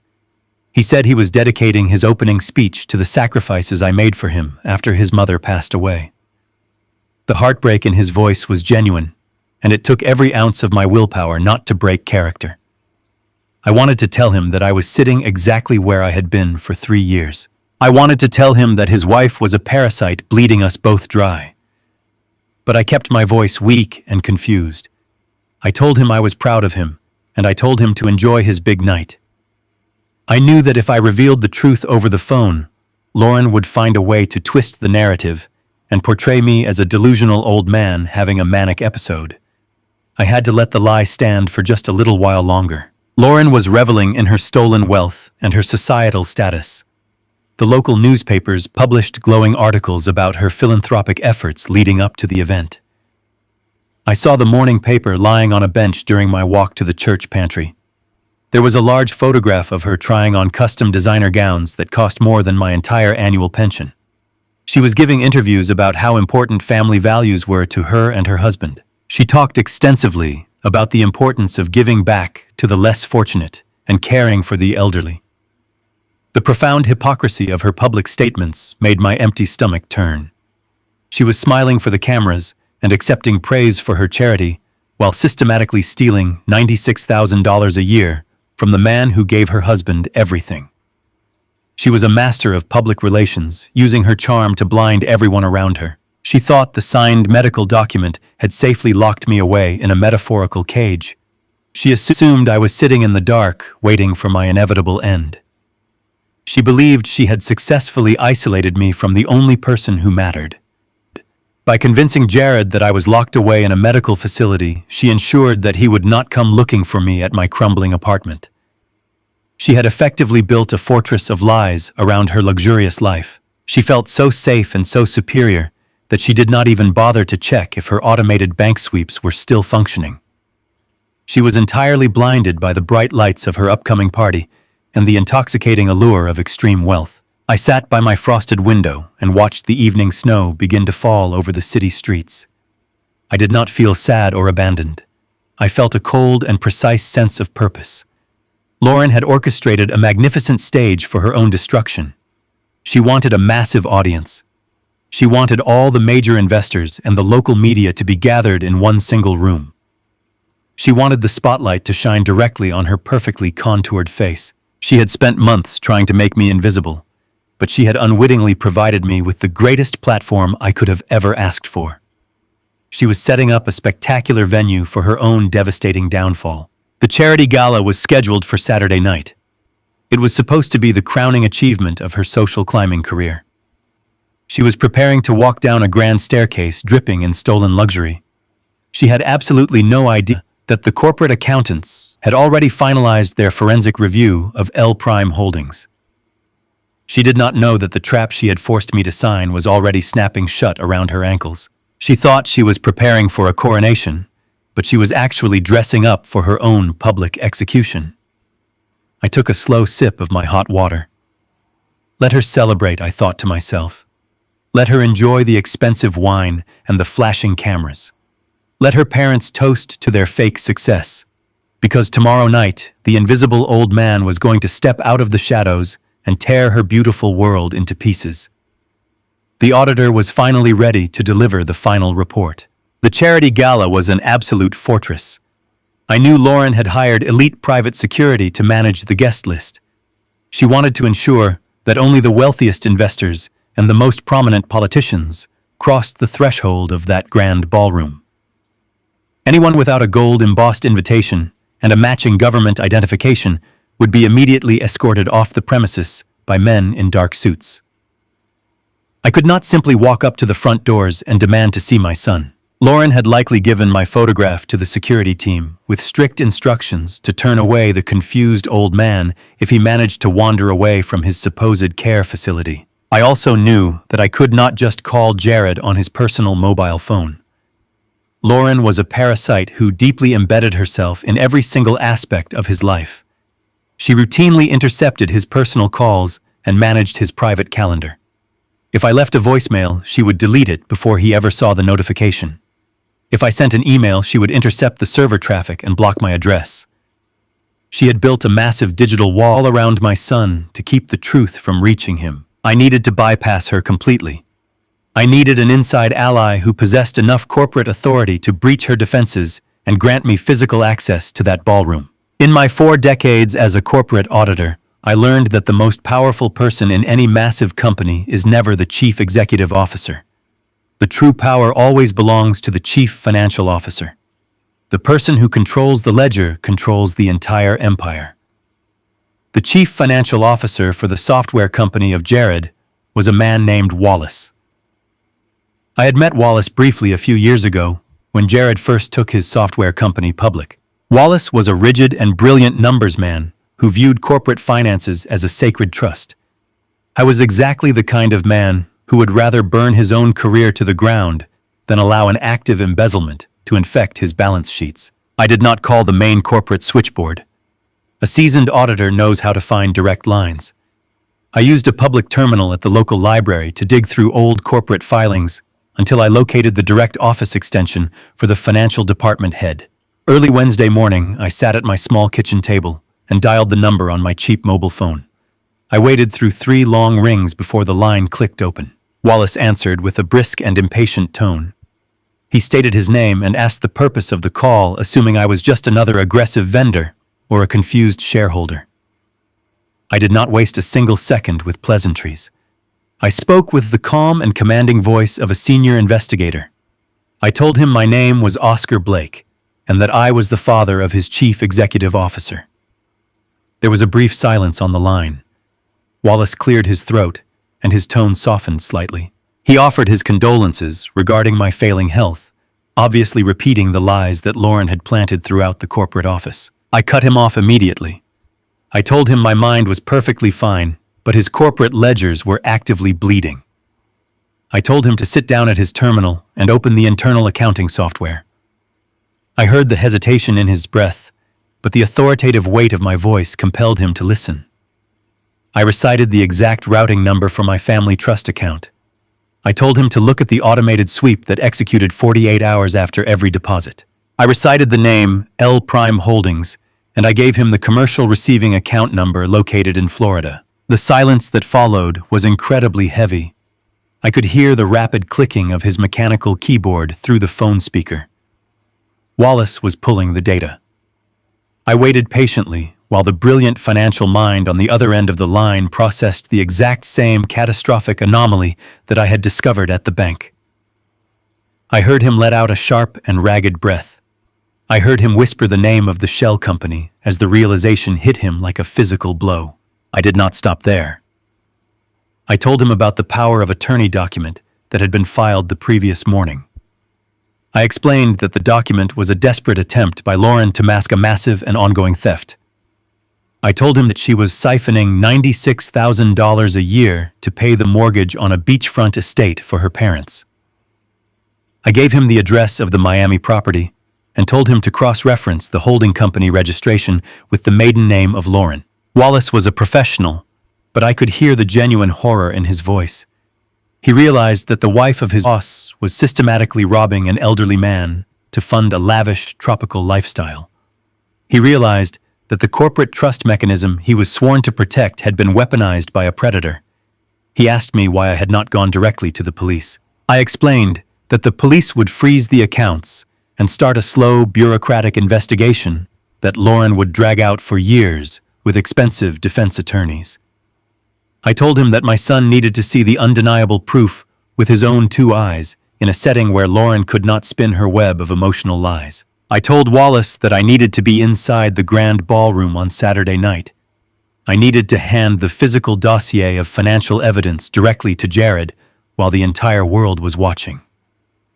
Wallace understood the strategy perfectly. A public execution of her lies was the only way to completely sever her influence over the company and over my son. He told me that Lauren had locked down the guest list with absolute paranoia, but that the chief financial officer possessed a master security clearance credential. Wallace promised to meet me at the service entrance of the venue 30 minutes before Jared was scheduled to give his keynote address. He promised to personally escort me through the service corridors and position me right behind the main ballroom doors. He told me he was currently securing the digital audit files and printing the hard copies I would need to present to Jared. The alliance was forged in cold, hard numbers and a shared hatred for financial predators. I hung up the phone and looked out my frosted window. Lauren thought she had built an impenetrable fortress around her stolen life. She thought her security guards and her digital blocks made her completely untouchable. She had absolutely no idea that I had just recruited the architect of the financial empire of her husband to hold the back door open for me. The trap was fully armed, and my inside man was actively clearing the path to the main stage. The gala was going to be a spectacular event indeed. I knelt on the freezing floor of my bedroom.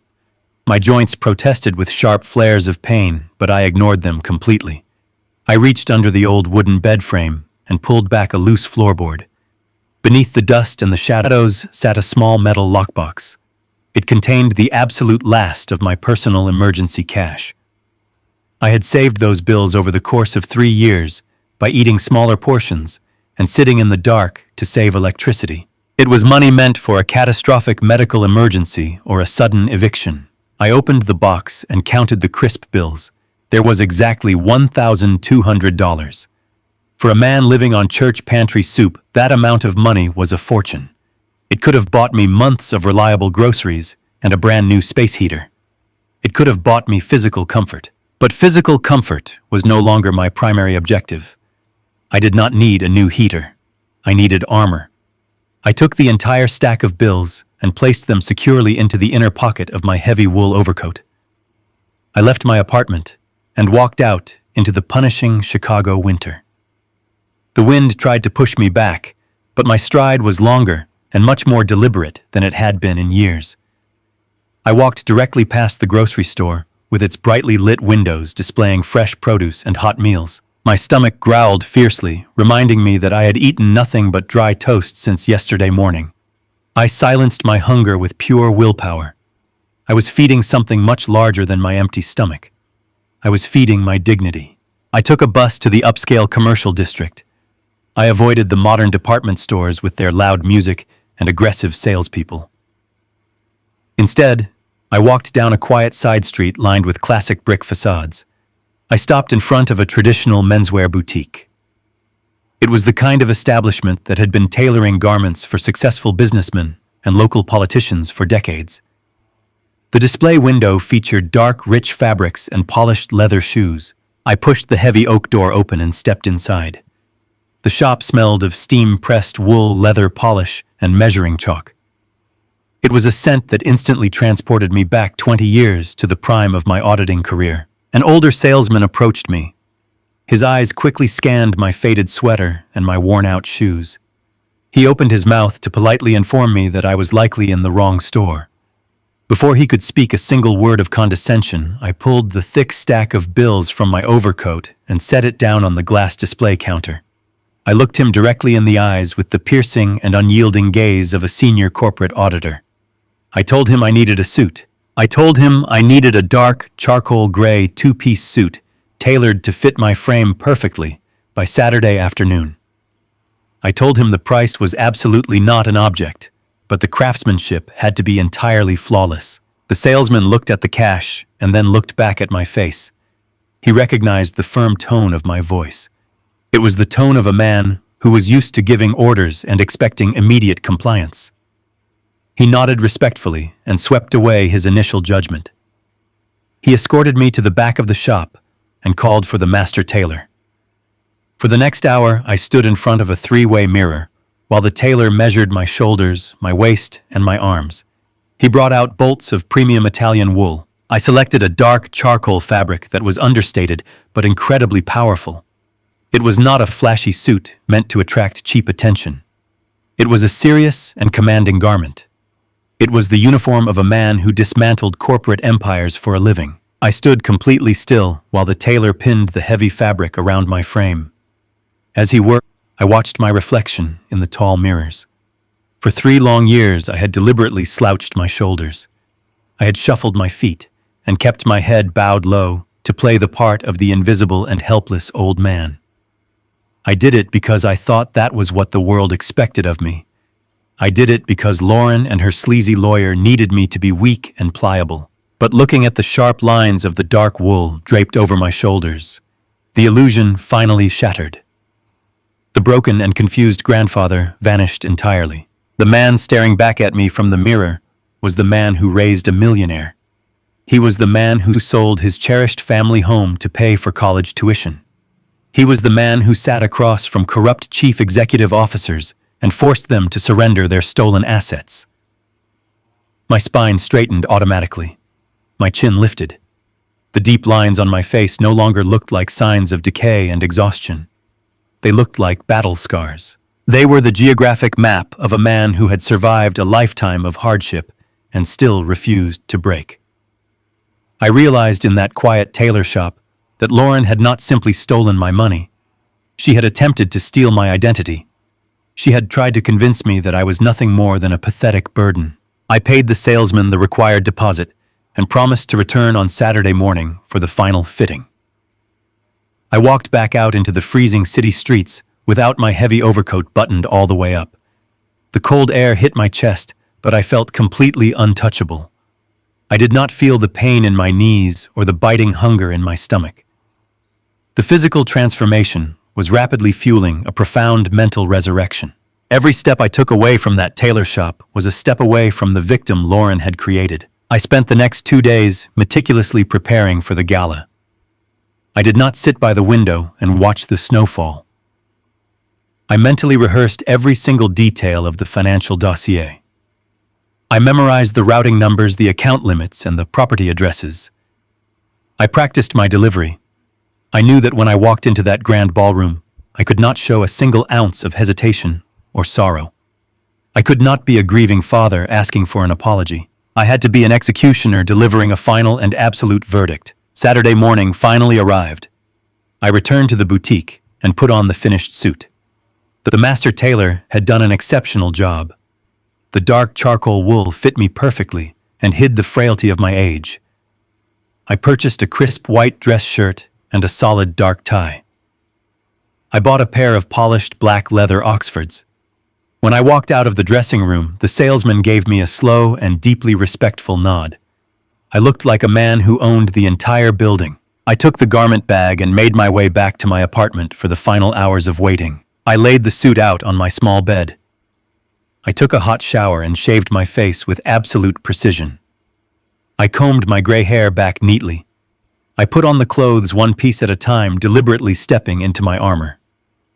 The final piece was the heavy manila folder containing the damning audit report, printed by my inside ally. I held it in my hands, feeling the heavy weight of the undeniable evidence. I was no longer Oscar Blake, the starving tenant.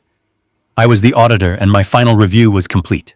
The biting winter wind whipped through the narrow service alley behind the grand ballroom, but I did not shiver. I stood perfectly still, hidden within the deep shadows of the towering brick building. I was wearing my newly tailored charcoal suit under my heavy overcoat. The fabric felt like a protective shield. Through the thick glass windows high above me, I could see the golden glow of the grand chandeliers. I could hear the muffled rhythmic thumping of classical music playing for the city elite. A long line of sleek black limousines and luxury vehicles wrapped around the front entrance. Wealthy investors, media personalities, and local politicians were stepping out onto a plush red carpet. They were all arriving to celebrate my son and his massively successful software company. They were also unknowingly arriving to witness the absolute destruction of his wife. I checked my simple wristwatch. It was exactly 8:30 in the evening. Right on schedule, the heavy metal service door at the end of the alley clicked open. A sliver of warm yellow light spilled out onto the frozen pavement. A man in a sharp black tuxedo stepped out into the freezing cold. He looked around nervously, checking both ends of the dark alley. It was Wallace, the chief financial officer of my son's company. I stepped out of the shadows and walked slowly toward him. As I approached, the dim light illuminated my face and my tailored suit. Wallace let out a breath he had clearly been holding. He looked at me with a profound sense of respect. He did not see a fragile old man. He saw a fellow auditor ready to execute a flawless financial takedown. Wallace reached inside his tuxedo jacket and pulled out a thick manila folder. He handed it to me with a solemn nod. The folder was incredibly heavy. It contained the complete forensic audit. It held the irrefutable proof of the automated bank sweeps, the shell company registration, the Florida property deed, and the forged medical power of attorney. Every single piece of paper was officially stamped and verified by the highest-level corporate accountants. I held the dossier in my hands, feeling the raw power contained within those pages. I thanked Wallace quietly. He simply nodded and told me that nobody steals from his company and gets away with it. He turned around and held the heavy metal service door open for me. I stepped out of the freezing Chicago winter and crossed the threshold into the belly of the beast. We walked through a complicated labyrinth of service corridors. The backstage area of the Grand Ballroom was a chaotic blur of caterers carrying silver trays and event staff whispering frantically into their headsets. Nobody paid any attention to us. Wallace walked with the absolute authority of an executive, who practically owned the building. When we reached the final security checkpoint blocking the entrance to the main event, a massive man in a dark suit stepped in front of us. He asked to see my gold-embossed invitation and my identification. He was strictly following the paranoid orders of Lauren to keep out any unapproved guests. Wallace did not even break his stride. He pulled out his master corporate security credential and flashed it directly in the face of the guard. He coldly informed the man that I was a majority shareholder conducting a surprise inspection of the event operations. The guard immediately stepped aside and apologized. We walked right past him without looking back. Wallace led me to a set of heavy mahogany double doors at the very back of the main ballroom. He pushed them open just a fraction of an inch, allowing me to slip inside unnoticed. The sensory overload of the room hit me instantly. The air was thick with the scent of expensive floral arrangements and the exact same sickeningly sweet perfume that Lauren always wore. Thousands of crystal droplets hung from the ceiling, reflecting blinding light across the massive room. Waiters in white gloves floated through the crowd, balancing tall glasses of imported champagne. Hundreds of people in expensive gowns and tailored tuxedos mingled and laughed. It was a monument to extreme wealth and excess. I stood in the deep shadows near the back wall, blending in perfectly with my dark suit. I scanned the massive room until I found her. Lauren was standing near the front stage playing the role of the perfect and gracious hostess. She was wearing a dazzling emerald green gown that swept across the polished floor. She was holding a crystal glass and laughing a fake melodic laugh as she charmed a group of wealthy investors. Right beside her stood her parents, Anthony and Barbara. They looked incredibly smug, dressed in luxury garments that were entirely paid for by my stolen survival funds. They were living a spectacular lie and soaking up the adoration of high society. My grip tightened on the thick manila folder. I watched her revel in her stolen glory, knowing that her entire empire was balancing on a razor-thin wire that I was about to snap. Suddenly, the low murmur of the crowd began to fade. The classical music dropped away completely. A bright spotlight shifted and illuminated the center of the grand stage. The audience turned their attention forward and broke into a thunderous round of applause. My son walked up the steps and took his place behind the clear acrylic podium. Jared looked incredibly handsome and successful, but the heavy bags under his eyes betrayed his deep internal exhaustion. He adjusted the microphone and smiled warmly at the crowd. The room fell into absolute silence, waiting for the young billionaire to speak. Jared took a deep breath and began his keynote address. He did not talk about software codes or profit margins. He talked about legacy. He spoke about the core values that built his company from the ground up.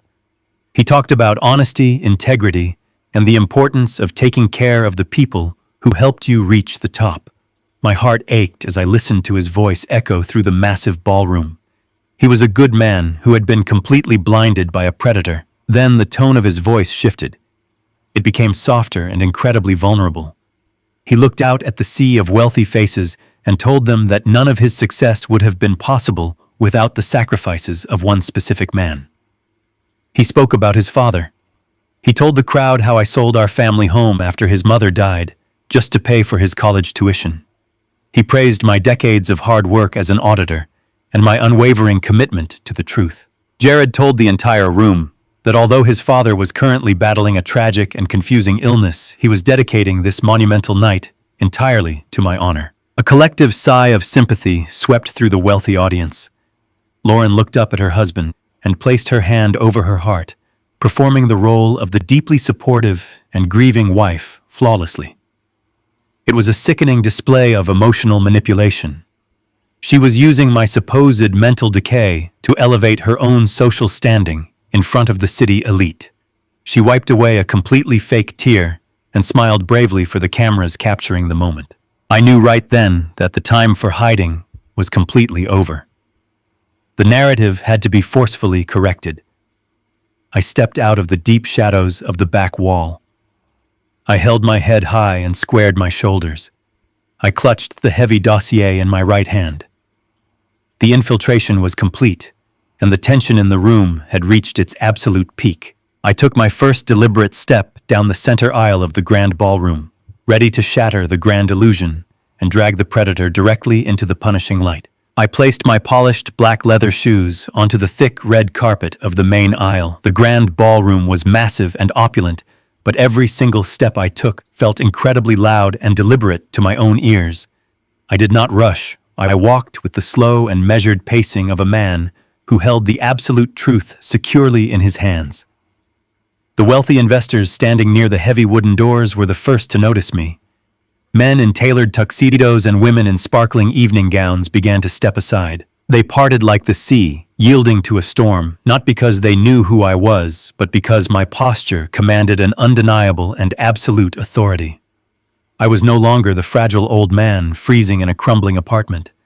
I was an executioner walking calmly into my own designated hunting ground. As I moved further down the long center aisle, a low and confused whisper began to ripple rapidly through the audience. Heads turned in my direction. Crystal glasses of champagne were slowly lowered to the tables. The collective attention of the entire room was shifting violently away from the bright stage and focusing completely on the dark figure moving through their ranks.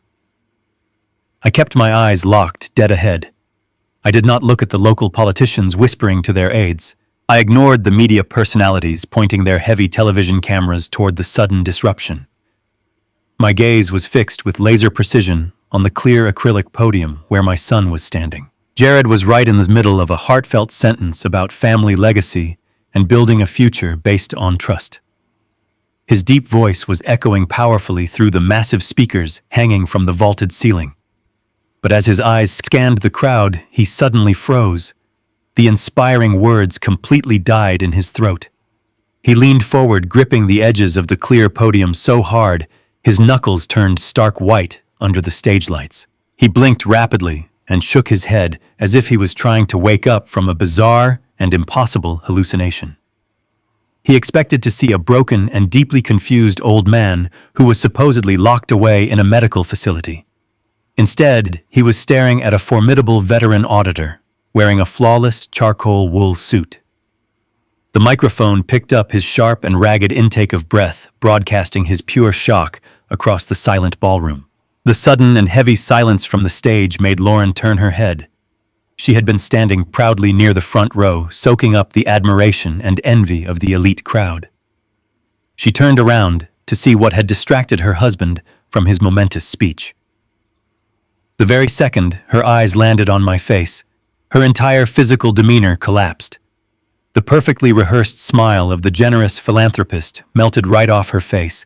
All the warm and vibrant color instantly drained from her cheeks, leaving her looking like a pale and terrified ghost. Her hand began to tremble so violently that the expensive champagne spilled over the rim of her crystal glass and splashed darkly onto her designer emerald gown. She knew exactly what was happening. The nightmare she thought she had legally buried had just walked through the front doors. I continued my steady march and reached the front row of reserved tables. Anthony and Barbara were sitting there completely oblivious to the impending disaster. The parents of Lauren looked at me with expressions of mild annoyance, wondering why an older man was interrupting their glamorous moment in the spotlight. They were wearing clothes paid for by my stolen survival funds. I did not even give them the satisfaction of a single glance. I walked right past their table and approached the short flight of stairs leading up to the main stage. The private security guards standing near the steps moved forward instinctively to block my path. They reached out their hands to stop me, but Jared raised a trembling arm. He signaled for the guards to stand down immediately. He was completely mesmerized by the impossible reality standing right in front of him. I climbed the 4 carpeted steps with a steady and even rhythm. My joints did not ache, and my hands did not shake. Every single eye in that massive ballroom was locked onto my movements. The silence was so profound and absolute that you could hear the soft rustle of expensive fabrics as the audience held their collective breath. I stepped up to the clear acrylic podium and stood directly beside my son. Jared looked at me with eyes wide open, filled with a chaotic mixture of deep love, absolute shock, and profound confusion. He whispered the word "Dad" under his breath. It was a fragile and broken sound, like a child seeking reassurance.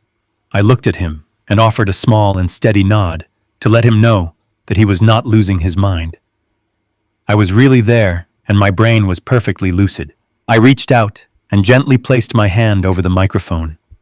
I did not yank it away from him or push him aside. I simply took control of the stage with a calm and undeniable professional authority. I adjusted the metal stand so it aligned perfectly with my height. I looked out over the sea of wealthy faces staring back at me. I saw the media cameras blinking red, indicating that they were actively recording every single second of this confrontation. I looked down and saw Lauren standing near the front row.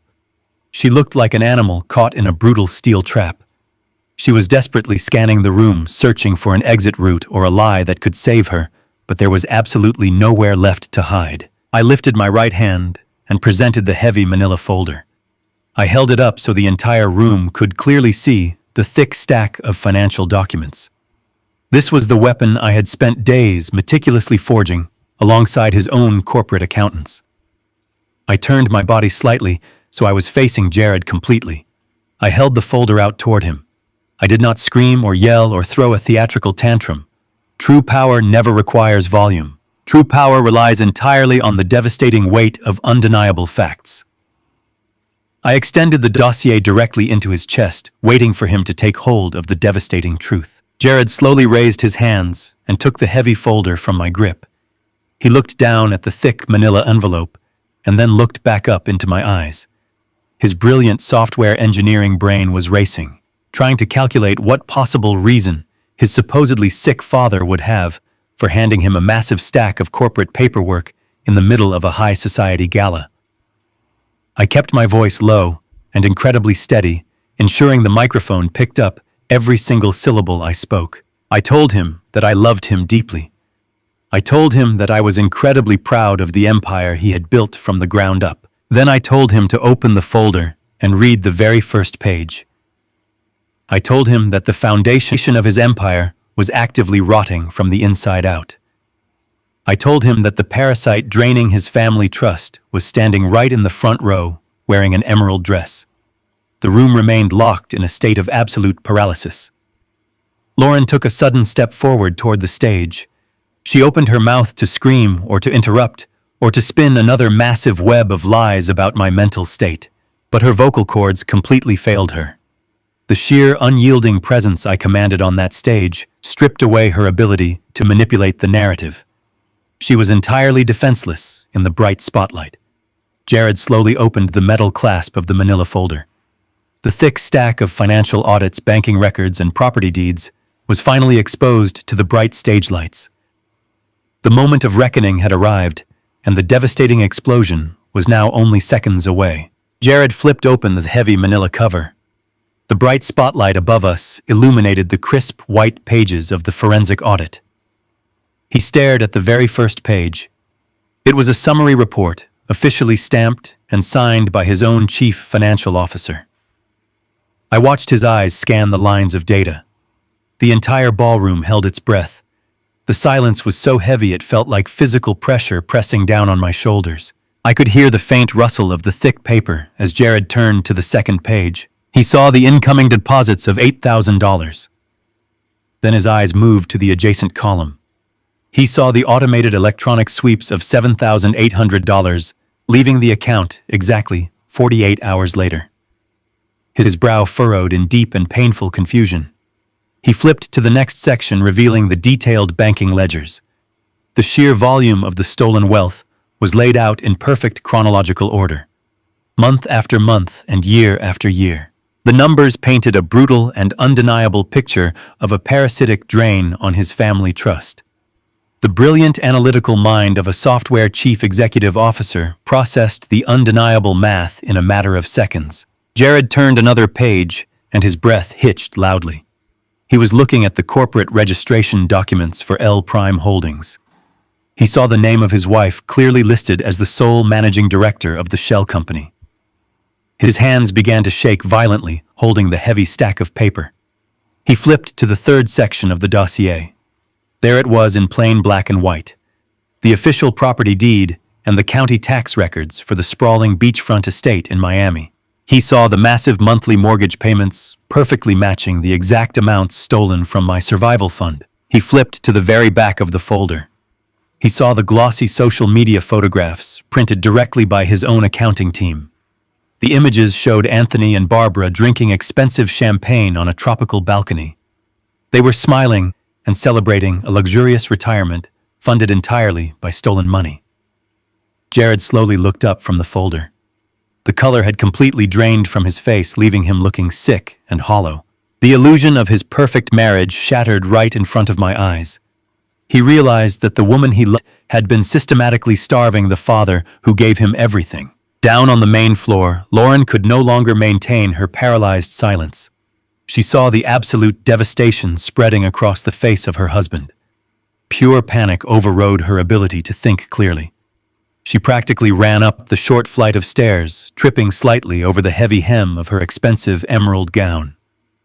She reached the podium and desperately reached out to grab the folder from his hands. Jared jerked his arms away, stepping back from her as if she were a highly contagious disease. Lauren let out a loud and theatrical sob. Real tears began to stream down her face, completely ruining her pristine and expensive makeup. She cried out to him, her voice echoing through the silent ballroom. She begged him to listen to her. She pleaded with him to understand that it was not what it looked like. She desperately tried to reclaim control of the narrative. Jared stared at her with a look of pure and absolute disgust. He held up the property deed for the entire room to see. He told her that she stole from his father. His voice shook with a terrifying and cold fury. He told her that she left me to freeze in a crumbling apartment, while she bought a tropical mansion for her own parents. Lauren shook her head frantically, holding her hands up in a desperate plea. She sobbed loudly and launched into her final pathetic lie. She claimed it was an investment strategy. She swore to him that she was simply diversifying their financial portfolio to protect their assets. She claimed she was building a real estate safety net for our future. She even had the terrifying audacity to claim that she was going to move me down to Florida eventually so I could rest in the sun. She begged him to believe that she did it all for the family. Her lies sounded incredibly pathetic in the bright light of the stage. Jared shook his head slowly. The man standing beside me was a genius who built a billion-dollar empire based on logic and raw data.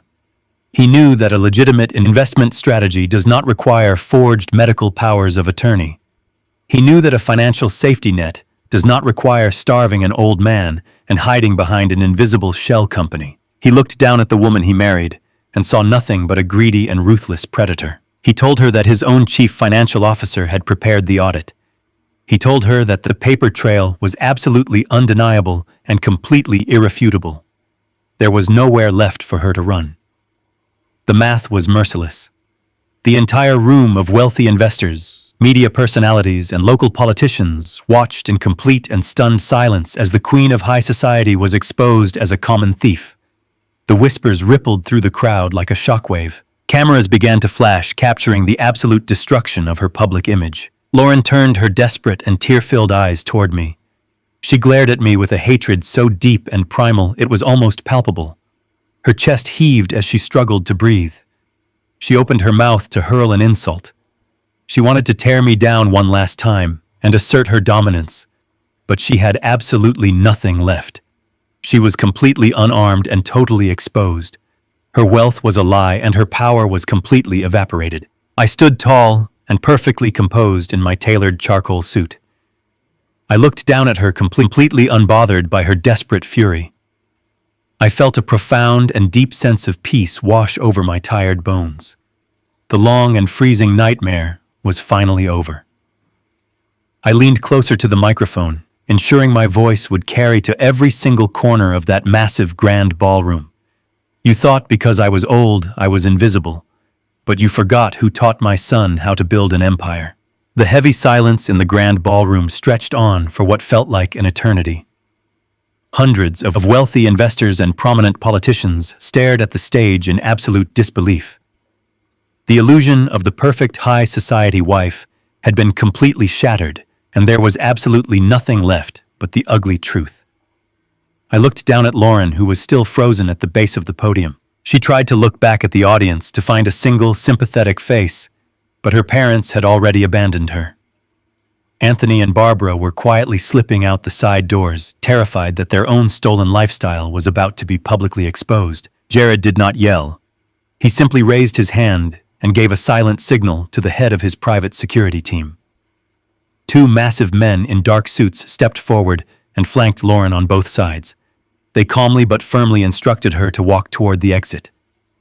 She tried to resist for a brief moment, but the sheer weight of her public humiliation finally broke her spirit. She lowered her head and let them escort her down the center aisle. Her expensive emerald gown dragged heavily across the carpet, soaking up the champagne she had spilled earlier. The flashing cameras of the local media captured every single agonizing step of her departure. The queen of high society was marched out through the heavy wooden doors and expelled into the freezing night. Later that evening, the massive ballroom completely emptied out. Jared and I sat alone in a quiet dressing room behind the main stage. The young billionaire had taken off his tailored jacket and loosened his tie. He sat hunched over a small table, staring blankly at the thick manila folder containing the forensic audit. He looked like a lost and entirely broken little boy. He wept openly. He apologized repeatedly for being so incredibly blind to the manipulation happening right inside his own home. He apologized for letting his massive corporate wealth build an invisible wall between us. He told me how terrified he was. He was when he realized how close Lauren had come to locking me away in a psychiatric ward just to steal my survival funds. Jared reached across the table and grabbed my hand. He begged me to pack my belongings immediately. He pleaded with me to move into his luxury penthouse in the center of the city. He promised to hire private chefs and round-the-clock medical staff to give me the life he thought I had been living all along. He wanted to smother me in luxury to ease his own crushing sense of guilt. I squeezed his hand gently and offered him a warm and reassuring smile. I looked him directly in the eyes and told him no. I told him that I did not want his luxury penthouse or his private chefs. I did not want to live in a gilded cage built on a foundation of overwhelming guilt. For the first time in many years, we had a completely honest and equal conversation. I explained that a retired auditor needs a quiet space of his own to think and breathe. I told him that I required my independence above all else. We agreed right then and there to start completely over. We agreed to rebuild our relationship from the ground up based on absolute truth and mutual respect instead of blind trust and unspoken assumptions. The legal fallout over the next few weeks was swift and completely merciless. Jared unleashed his entire corporate legal team on Lauren and her family. They moved with the cold efficiency of a machine. By Monday morning, they had completely frozen the accounts of the shell company. The beachfront estate in Miami was legally seized and quickly liquidated. Anthony and Barbara were evicted from their tropical paradise and forced to return to their ordinary and mundane lives. Lauren faced severe criminal charges for embezzlement, document forgery, and elder financial abuse. The expensive divorce proceedings stripped her of her designer clothes, her luxury vehicles, and the social status she valued above everything else. Every single stolen penny was carefully tracked down and returned directly to my family trust account. With my funds securely recovered, I did not buy a massive mansion. I did not seek out a luxury senior living community filled with amenities I did not need. Instead, I purchased a comfortable and modest brick house in a quiet suburban neighborhood. It has a warm stone fireplace, a small garden in the back, and thick insulated windows that keep the freezing Chicago wind completely outside where it belongs. It is perfectly quiet, perfectly safe, and entirely mine. Jared visits me every single Sunday afternoon. He does not come out of a sense of obligation. He does not send an assistant with a generic greeting card or a superficial gift. He comes because he genuinely wants to spend time with me. We sit on my back porch, drink black coffee, and talk about life and the future. He asks for my advice on business matters, and he listens to my answers. He finally understands the true value of the man who raised him. On Tuesday mornings, I still wake up early and put on a heavy coat. I still walk down the street to the local community church. But I no longer stand outside in the freezing cold, waiting in a long line for a hot meal. Now I walk straight through the front doors and put on a volunteer apron.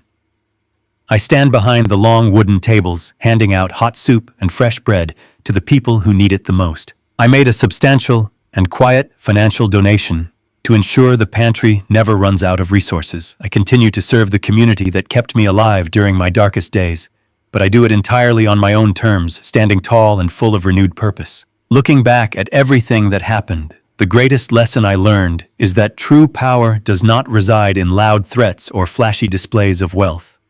True power lives in patience, observation, and the quiet dignity of knowing exactly who you are. People who are driven entirely by greed will always underestimate those who operate with integrity. They mistake silence for weakness, and they mistake age for incompetence. You must never let anyone strip away your voice or your autonomy, regardless of how close they are to you.